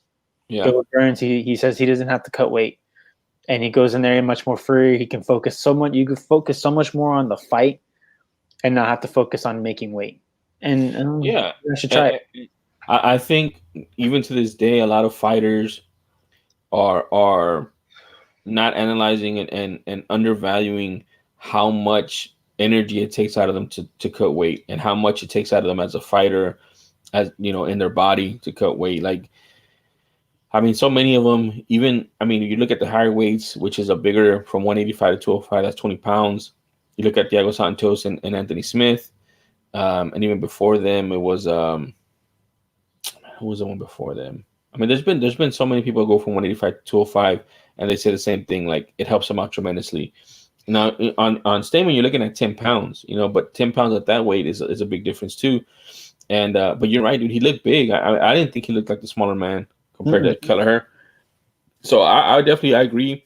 I think I've told you 145 is a division right now. It has so many names, so many killers, so many potential fights out there. They're all exciting. Volkanovski, like I mentioned to you, I feel is a vulnerable champ. I don't think he's a great champ like a Holloway was. Holloway's gonna fight him again now that they just announced it. Hopefully he knows how to check kicks as well. I hope he wins, because I really want Holloway to win again. Yeah, dude, I think Holloway's a good champ for that division. But there's just so many people there, man, that I'd like to see Stamen stay there, man. Like you said, but well, I doubt. I mean, if he said it, we'll see. We'll see what happens. Maybe his team can convince him to do one more there and see how it goes. Yeah. Let's go on and move on to the next round, to the next fight. Middleweight, Jan Heinisch taking on Gerald Meerschaert. And Jan, dude, looked like a monster. He came in there with a purpose, and he achieved that purpose, man. He just went in there and knew exactly what he was going to do. And Meerschaert goes down with that killer punch, and TKO'd him shortly after that. And I think this is a big win for Heinisch. Yeah, man. Heinisch was on a big run, remember, and he was getting a lot of play and a lot of buzz because I forgot why. I think I forgot why, but he was. I mean, he beat. Remember, he beat Shoeface. Yep. And then he had a big fight against Brunson, and he lost via decision. Brunson just outclassed him, and then he followed that up with the win against Amari Akhmedov in December of last year, and then this is his first fight since then. And it is a big win, man. I didn't expect TKO or knockout in the first round. I expected it to be another 3-round decision for him. I thought Heinisch was going to win, but I did think it was going to be tougher. And so the way he won by knockout, and it was a nice punch. I mean, that's great for him. Like you said, it's a big win for him. Now he's on a 2-fight winning streak. His only loss right now is to Brunson, and Brunson is on a resurgence because he has a fight IQ now in his later age. So it's a good loss, in other words, is what I'm saying. So he has a good loss on his record against a resurgent Brunson, and now he's on a 2-fight win streak plus his previous streak before. So I see Heinisch's arrow pointing up. I want to see more of him. I think he's getting better. I mean, obviously by this result. So I definitely want to see him get some top tier competition. Mm-hmm. Same here, man. Same here. All right, and then we have the feature prelim bout. We have Alex Caceres taking on Chase Askren. And Bruce Leroy. And I'm gonna tell you right now, man. I'm not gonna take anything away from Chase Hooper, dude. He's tough as nails. That dude's tough as hell. He took a lot of big shots and just kept coming forward. I just think he needs to work on his striking. He didn't lose to a bad guy. He didn't lose to a bad fighter. He lost to a really good fighter. So everyone, I know he was getting upset on Twitter because people were saying he's trash, and it's like, I even tweeted him. I was like, dude, you're tough as hell, man. You lost to a good fighter. Yeah. Well, dude, I mean, styles make fights. This is interesting though, man, because he should have had an advantage in a smaller cage, and he didn't. So that just tells you how bad his entries are, how bad his striking is. Mm-hmm. But again, like you said, I mean, Caceres isn't a bad guy. I mean, he's a journeyman. His record after the win is 16-12. So it's not like he's some great fighter. He's a good fighter, competent, smart, has fight IQ, and is not gonna get taken down easily. So I mean, but that's the UFC, man. Like that's gonna be the UFC. Those are the type of fighters that are in the UFC. When a guy like Caceres, who's good all around, not great, is a guy at the top of the prelims that you got to fight to keep going forward to be undefeated, and you can't do it. So I don't take a lot away from Chase Hooper. He's super young, like you said. Yeah, dude, he's like the youngest guy in the in the UFC. He has a lot of great things going for him. He's a great wrestler, great ground and pound, great ground game. But he has a lot of growing up to do from the fighting game standpoint. Again, this is his first loss. He's learning how to lose, which helps him not to lose in the future. And big win for Caceres, man. Like he's a journeyman guy. He's a gatekeeper, and if they can't get past him, they're not going to go far right now. So good win for Caceres as well. Fought his fight, kept him at range, pieced him up. I mean, he pieced him up from pillar to post, dude. Like the whole fight, basically. I was surprised he didn't get out, honestly. Yeah, I mean, I didn't.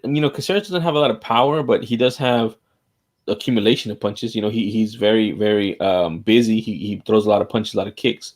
So that could have happened, but it just didn't work out that way. He just got beat up for 3 rounds. It's a learning lesson. Lesson to learn. Learn how to be competent standing so you can get the fight to the ground. But it's just another learning curve for Chase Hooper. Yeah, exactly. It's a thing we said earlier about what's his why I just Middleman or whatever the light heavyweight. Miniman or something like that. Alonzo Menafield. It's the same thing we said with him. Is just you gotta take this loss. You gotta, because I think Chase Hooper was undefeated up until this point. Yeah, he was 9-0. So now he's 9-1. You need a guy. You need to have a fight like this. One that, I mean, at least the one thing he showed me, he's tough. He can take a punch. So maybe just work on not getting hit next time. Yeah, and that's the thing that we talk about too, man. Whenever you're getting beat up and you haven't lost before, so that means you really never gotten beat up. Mm-hmm. There's ways out. He could have taken the way out. He could have, got into the ground and then him get choked out or whatever. But he didn't take the easy way out. And DC said it too, to Cooper's credit. In the 3rd round, he had nothing going, but he was still trying to win. He was still trying. He was still trying to go out there, land something. Get a takedown. He was still trying. So credit to him, man. I mean, it's about as good as you can look on a bad loss, basically. Yeah, exactly. All right, now let's get into the exciting part of this fight card, man. At least 3 of these 3 of these 5 fights, maybe 4, because I didn't pay a lot of attention to one of them, but were very very exciting. They weren't very long, but they were very exciting. So the first one, Eddie Wineland taking on Sean O'Malley. And Sean O'Malley making another point of why he's probably one of the more exciting guys in this division coming up. In a very exciting division. Sean O'Malley is one to keep your eye on, for sure. With the rainbow hair coming in with this one. You don't like it? I don't think it works when you have the braids on. Like I just think it just amplifies his weirdness, man. I'm okay with it. I don't know. I'm okay with it. He already sticks out like a sore thumb. He's like 6 foot something in 135-pound division, dude. So yeah, he is very long. Yeah, man, he looked really good in this fight, dude. Like he was throwing some nasty kicks. I like how Joe Rogan explained. Was it Joe? I think Joe compared him is that he doesn't throw anything twice. Like anything that you've seen, you think you've seen it all. Sean O'Malley's gonna throw something you've never seen, and he did that a couple times. He did some weird, crazy kick earlier. It completely whiffed, but the spin kick he did. Yeah, it completely whiffed, but it's cool. But the setup for the knockout punch was fantastic, and of course the walk away. Yeah. I mean that was nice. That was cool. He's getting a lot of hype to like that I remember that's kind of comparable to whenever Anthony Pettis was coming up in the game, and how crazy his striking was, and then he landed that big kick off of the cage. Yeah, that's how Sean O'Malley's being talked about, man. Like he's a crazy striker. He's doing all these crazy things, and for the most part, I mean, he's delivering, man. The last fight he fought, he knocked the dude out. He did this knockout against A.D. Winan, who's not a scrub by any stretch, man. I think he's a champion at one point in the WEC, and he's a veteran of the game, so he knows what's up. And so like what I'm saying is he didn't get caught. You can't say he got caught. You can't say he got fooled. He's seen it all. He set that punch up, man. It's just Sean O'Malley's a better striker right now. He's a better striker. He's faster, stronger. And I definitely like Winan is a good test for him, but I want to see him really tested. Like I don't want to see him going up against the top of the division yet, but I want a good test for him. Like I want somebody that's gonna like rest. Like and Cejudo talked about this perfectly. He talked about this perfectly. Joe Rogan talked about this perfectly. He's fighting strikers. This is the same as what happened with Yair Rodriguez. Yair Rodriguez was fighting strikers, knocking them out, highlight reels, and then he came up against Frankie Edgar. And Frankie Edgar is a wrestler. And Frankie Edgar beat the brakes off of Yair Rodriguez, dude. He handled him, fought him where he wanted to fight him, took him down, beat him up, stood up, beat him up, took him down, beat him up because he's a wrestler. So I definitely hear what Cejudo's saying and what Joe Rogan is saying. I want to see O'Malley fight somebody like that and be able to come out the other end with the win. I don't think he's going to be unscathed, but I definitely think it's a challenge that he needs to show that he's up for. So I'm looking at the rankings. I don't know if you were saying you don't want him to fight a ranked guy or maybe the bottom ranked guys, but you have at 15 you got Youssef, you got Ryan Hall, Jose Aldo, which we all know now is fighting at bantamweight now. Arnold Allen, Danny Ige, and Shane Burgos for the bottom 5 or bottom 6. Then after that, you got Jeremy Stevens, which isn't the fight that I think. Hold on. That's 145. Yeah, featherweight. So he fights at 135.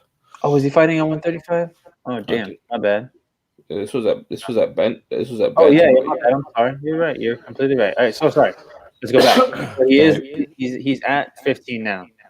You have guys like Song Yadong, who's a striker, John Dodson, Dominic Cruz. Wow, number 12.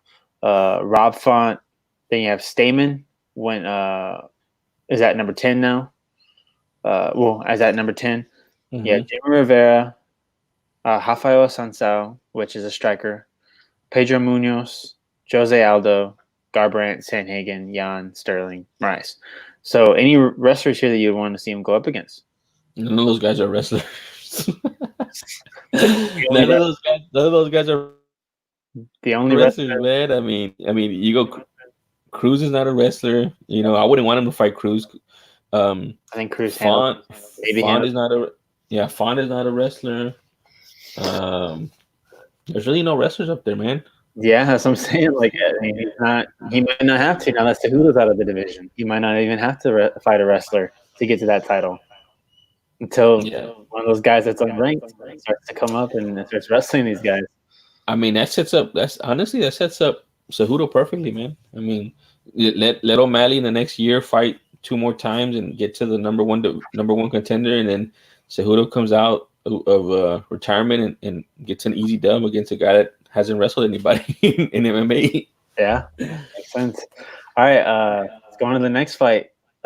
This one I don't remember a lot of, honestly. I do. Anthony Rocco Martin. I do remember hearing 30-27 from Magny, and I thought, what? Yeah, I mean, that was kind of a crazy fight. What is it called? Fight card or judges card or whatever. But I think maybe Martin won the first round potentially, maybe, but then Magny just had a lot of output, dude, a lot of volume output and a lot of pressure coming forward, and it just looked like Martin was running away from the fight the whole fight, Yeah. And then in that third round, he was catching him clean, dude, and it didn't look good. Like he was like catching him clean, his neck would go back or his head would go back or the sweat will fly off, and Magny just kept coming forward and not taking a lot of damage. I mean, you look at that fight, dude, and Joe Rogan talked about it too. That it's crazy because at the end of the fight, Magny was breathing normal, like he wasn't even a fight, and Martin was like huffing and puffing and trying to get his win back, and he was at the end of a marathon, you know. Mm-hmm. And so that just tells you how much cardio Magny has, and it was just, I mean, I don't know, like that Magny wins a lot because of endurance, you know, and output and coming forward, you know, and Martin just he couldn't he couldn't do something to hurt him or to put him on his back foot or to make him go backwards. And that's where he lost the fight, man. If you can't do that to Magny, he's going to keep coming forward and piecing you up. Even though he doesn't have a lot of power, the accumulation of punches can TKO you or knock you out or lose the fight on points. And that's exactly what happened. Yeah, and it's funny that he was so tired because I'm looking right here, and majority of his fights go to the last 4 of his fights. They've all gone to decision. Okay, go into his previous fight, dude. Yeah, which one? What was Anthony Martin's previous fight? So the one before this was a win against Emiv in November. Click that fight though. Click that fight and tell me how many strikes he had. All right, strikes. Let's go here. So he landed 48 out of 148 strikes. Okay, Martin did, right? Yeah. Okay. Yeah. And how many did his opponent have? His opponent landed 43 of 105. So, dude, check this out. In the Magny fight, he landed 46 out of 91. Right? Yeah. So you think he wouldn't be as tired? Magny landed 82 out of 130, dude. He doubled him up basically on strikes.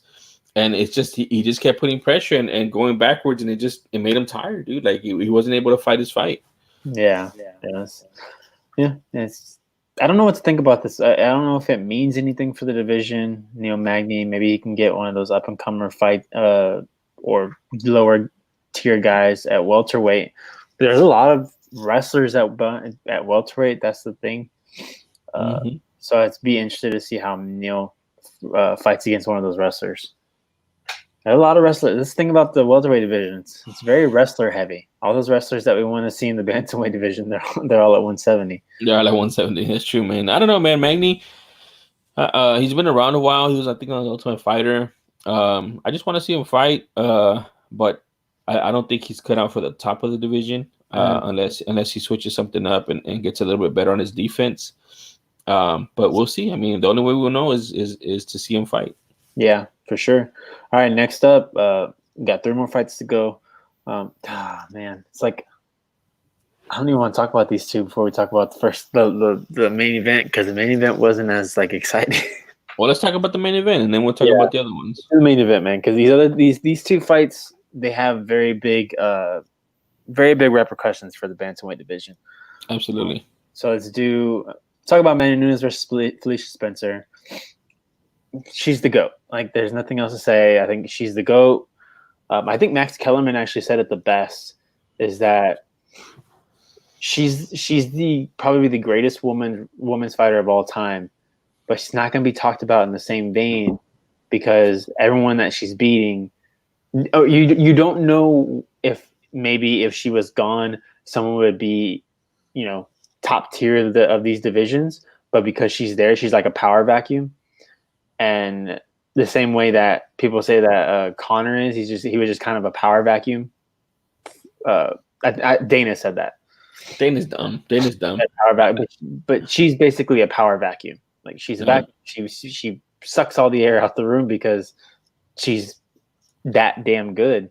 And it'd be interesting. I'm kind of wondering, is there any of these fighters in both divisions, featherweight and bantamweight, that would be the top tier, top of the division if she wasn't there? I don't know. Yeah.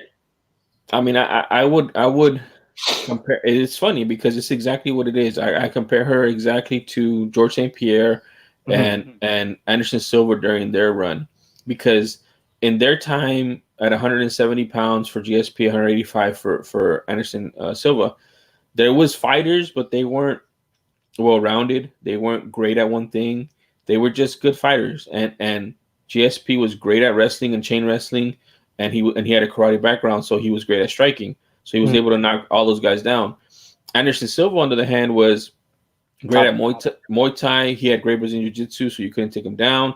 Mhm. So it's the same thing, and he beat everybody that they lined up for him because they weren't great. Like Rich Franklin wasn't great, even though he was a champion before. He beat Nate Quarry. He beat Nate Marquardt. He just beat Dan Henderson, which he was great at one point, but he was getting older in age. So he beat a lot of these guys, just like GSP beat John Fitch and Diego Alves and Josh Koscheck, who aren't great by then. I don't think they're going to be in the Hall of Fame by any stretch. Mhm. And so that point in time in the men's division is this point in time in the women's division, the two divisions. Yeah. And you have one fighter who's Amanda Nunes, who's the great one, who's great at striking, who has cardio, who has Brazilian Jiu-Jitsu, and who has great fight IQ. And she's dominating. Yeah. Because there's nobody equal to her right now. And like I told you, this is the same thing that is going to happen with Anderson Silva is going to happen with her. She's going to beat up all these people in these divisions, all these women in these divisions, and we're going to look back and say none of them were Hall of Famers. None of like her greatness is going to be overshadowed because she doesn't have people to push her. Like Ronda Rousey, she beat Ronda Rousey. Ronda Rousey's great, but she was obviously a one-trick pony, and Yeah, let's go. I mean, let's go down the list. Let's like you said. Like first, she knocks out Misha Tate. Misha Tate couldn't get the title until the title got off of Ronda. Exactly. She knocks out Holly Holm. Holly Holmes, she's like a 5-time challenger for championships, and she won it one time when she beat Rousey. Then she knocks out Chris Cyborg, which is probably, maybe the most. That's probably her best fight. And Cyborg's going to be a Hall of Famer for sure. Yeah, she knocks out Chris Cyborg. Then she wrestles and kind of works her way around her enemy, but almost gets caught. Almost gets caught once, but then kind of handles it from there. And then with this one, she dominates Felicia Spencer. Felicia Spencer at her own game. I think every time Felicia wanted to go to the ground, Amanda Nunes was very happy to oblige and take her and go down with her, and couldn't do anything with it. And then standing up, it got uncomfortable a little bit. Yeah, really uncomfortable. And the thing is that she could have finished that fight in the 4th or 5th round, dude, if she wanted to, but she chose not to. She wanted to show that she could go, because I think a lot of people for some reason have been saying that Amanda hasn't been challenged. She hasn't been going to she's been knocking everybody out. She can't go to the last round, but she's done that multiple times in her career. Yeah, she has no problem with it. She looked like she can go another 5 rounds after the end of this fight. Yeah, like it was sparring to her, man. I mean, you could tell in her eyes, dude, in the first round, like her eyes were so big, and it feels like everything's slow to her. Like she's just on another level, man. So there's gonna be nobody that challenges right now, man. We talked about the list beforehand. There's nobody on this list that has any skill set that's gonna challenge her right now. Well, we do know that Irene Aldana and Holly Holm are going to be fighting coming up soon. So most likely the winner of that fight, I'm assuming, which I don't know why. I understand why Irene is getting this opportunity. I'm not sure why Holly, because Holly just got knocked out by Amanda. Well, they're trying to make a play for Irene Aldana to win so that she can be the challenger. Megan Anderson's out there. Dude, the exact same thing that happened to Felicia is going to happen to Megan. Well, I don't know. I mean, Felicia beat her, but she beat her wrestling. Mm-hmm. She didn't beat her striking. And the big advantage she has is she's gigantic. Yeah, she's like 6 feet tall. She's a striker. So maybe that's and the thing is, Nunes can wrestle too. So I don't say that, Nunes is not going to do that. But she can wrestle too. She can wrestle her down too and just beat her up on the ground. Yeah. But all I'm saying is, I'm not saying that she's like a challenger. I'm just saying that's somebody that she hasn't beat that has a credible name and a credible skill set. That's all it is. That's all it is at this point, because, again, there's nobody there. You know what I mean? There's a problem. Well, not a problem, but that she's dominant and she's cleaned out everybody when everyone's saying that the person she's already beat before should go back up and fight her with, everyone's saying Shevchenko should probably be the next fight, which I think I agree with what Dana said. She should just go home, rest, relax, and Wait for somebody to come up and to, give us something. Yeah, yeah. you know. You have. I think Amanda has all the chips in her. Like she has all the bargaining chips. She can basically say like, oh, there's nobody. Like I beat that person. I beat that person. And then Aldana, who is she beaten? Even though she knocked out. I always forget her name. The one that was undefeated. The Brazilian. She just knocked her out. I forgot who it was, but Yeah. I know. But yeah, I mean, but that's the thing, man. Like, there's just not enough, man. There's just not enough women in both divisions. There's not enough women on win streaks that are winning, and that have her skill set, and that's because she's been around a while, man. I mean, Yeah.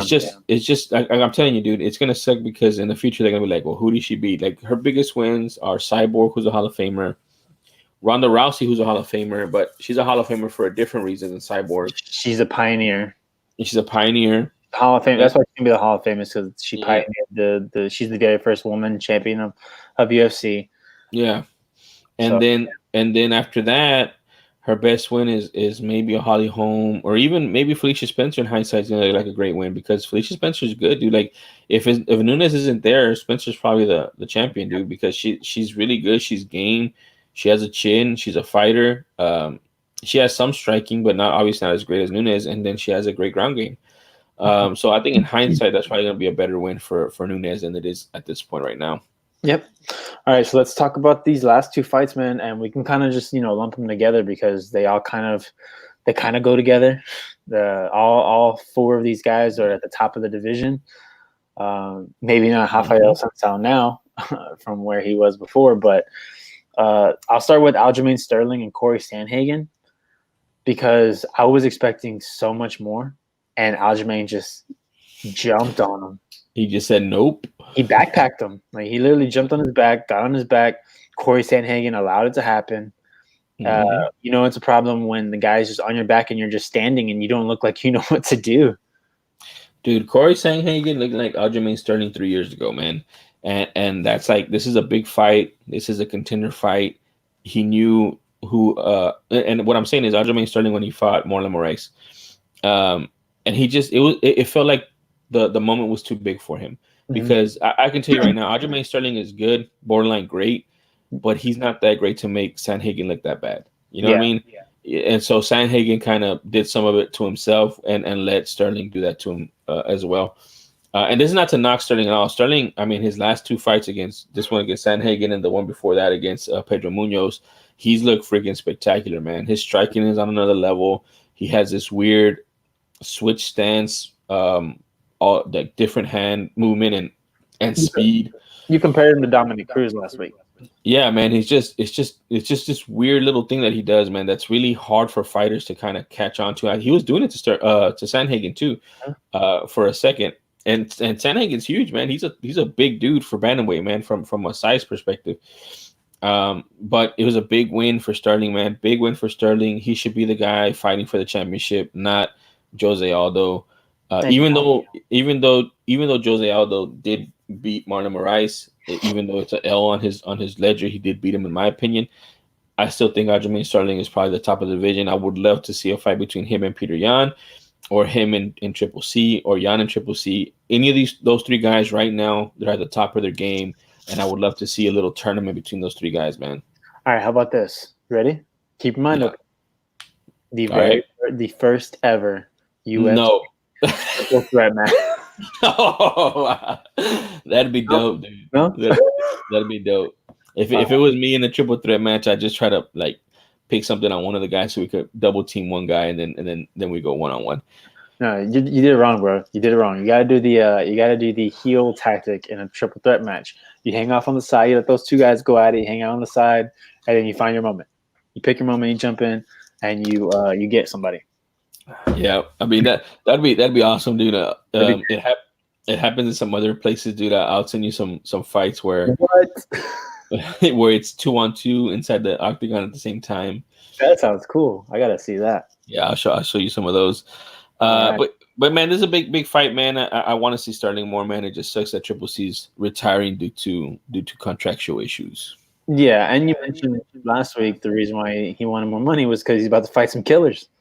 Yeah, dude. I mean, he ran through the quote unquote easier guys is what those were his words, not my words.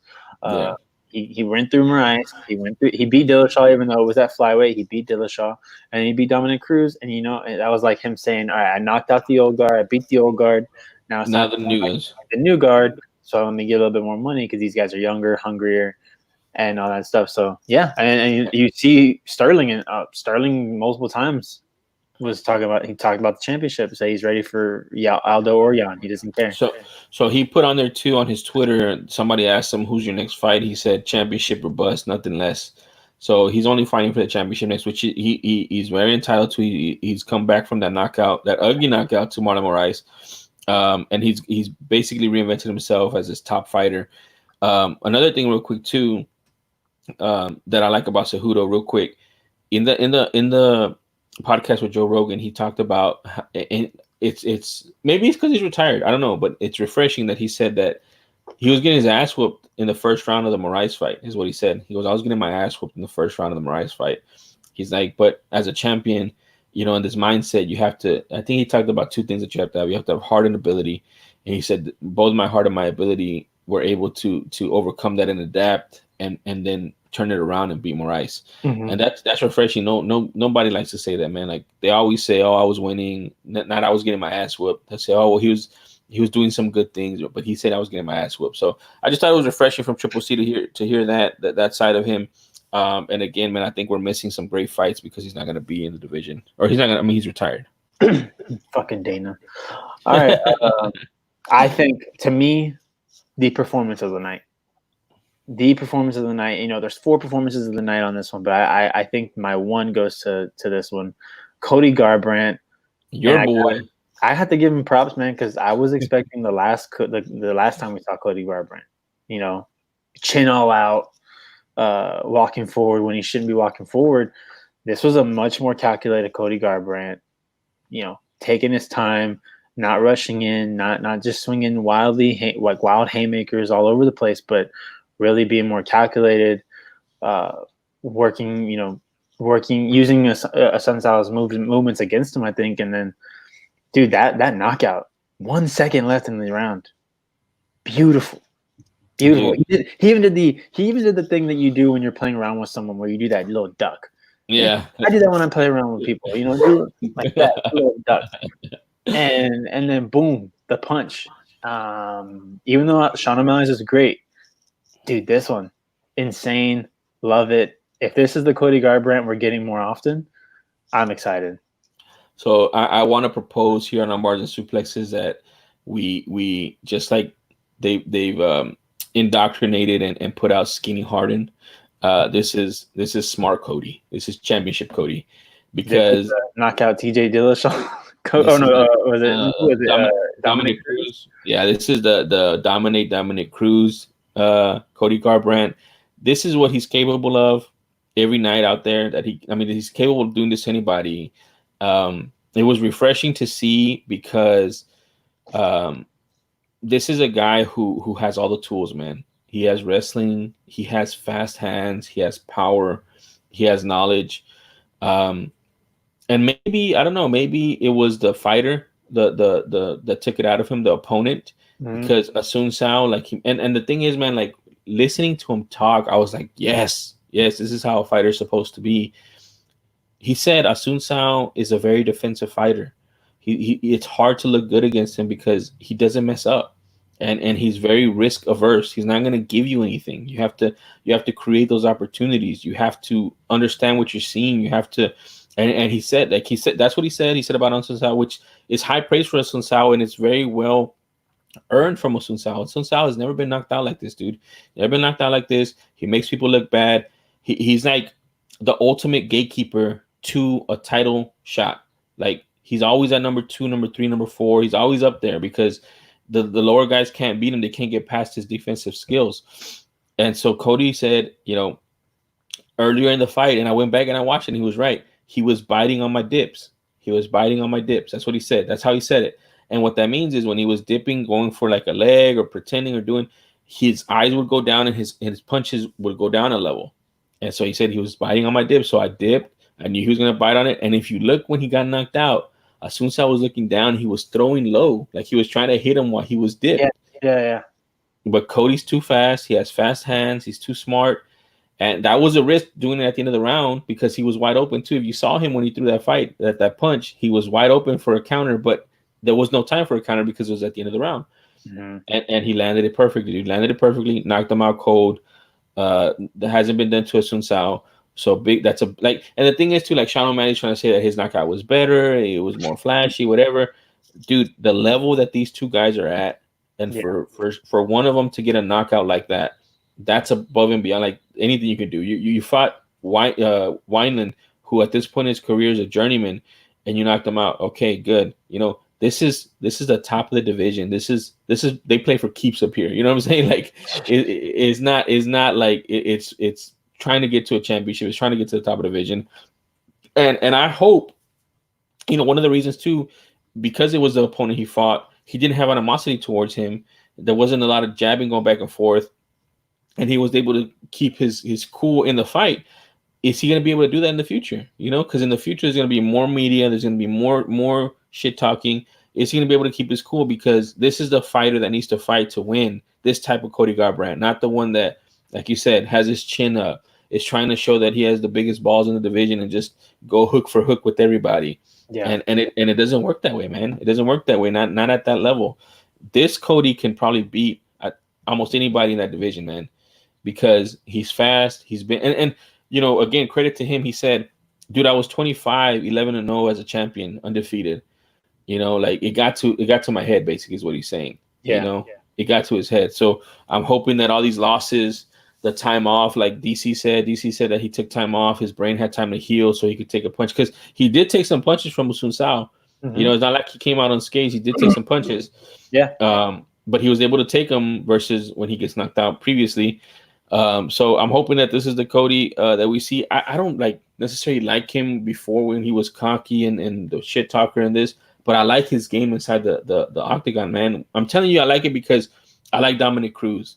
And for a guy that beat and dominated Dominic Cruz so much, so bad, I was like, holy crap, this guy has game. This guy has he's perfected the striking game, and he's able to beat a guy like Dominic Cruz, who's an all-time striker, who created a different fight style that TJ mocked and used to become champion, and he dominated him. So I like his fight style. I like his in ring when he's on, and we saw Cody Garbrandt on last week.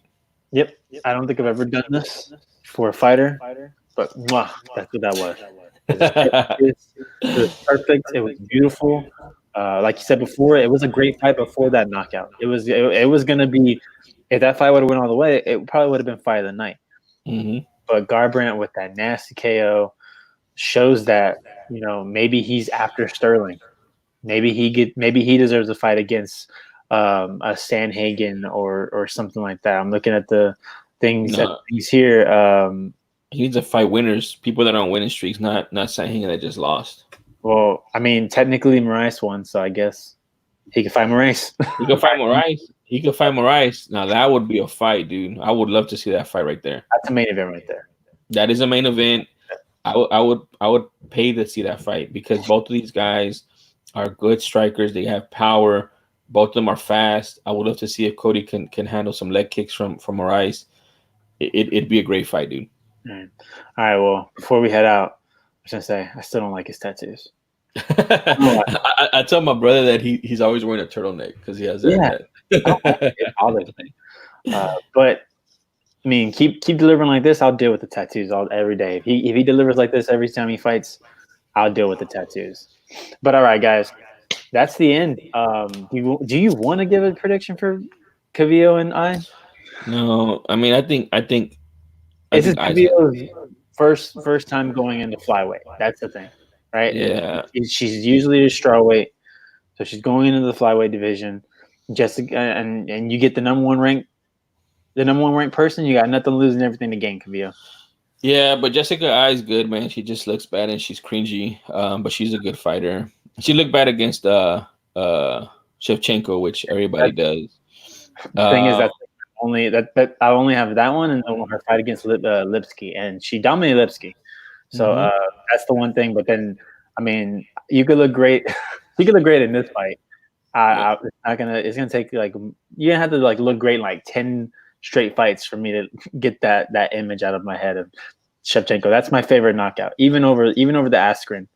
Well, I think the whole bulletproof thing and then getting knocked out, Yeah, I think that adds to it. But there is some good, at least two good fights on this card. I'm The ready to co-main, see really.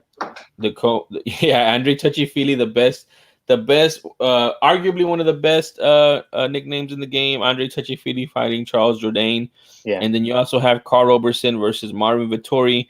Vettori is getting a lot of love lately because he went 3 rounds with Adesanya, and they were 3 hard rounds. I mean, Adesanya got hit a lot in that fight. So they're saying, in hindsight, maybe that was a good loss. Like we talk about, sometimes they're good losses. So Vittori's no joke, man. Roberson, we've seen what he's about. He's a striker as well. I think he's a striker.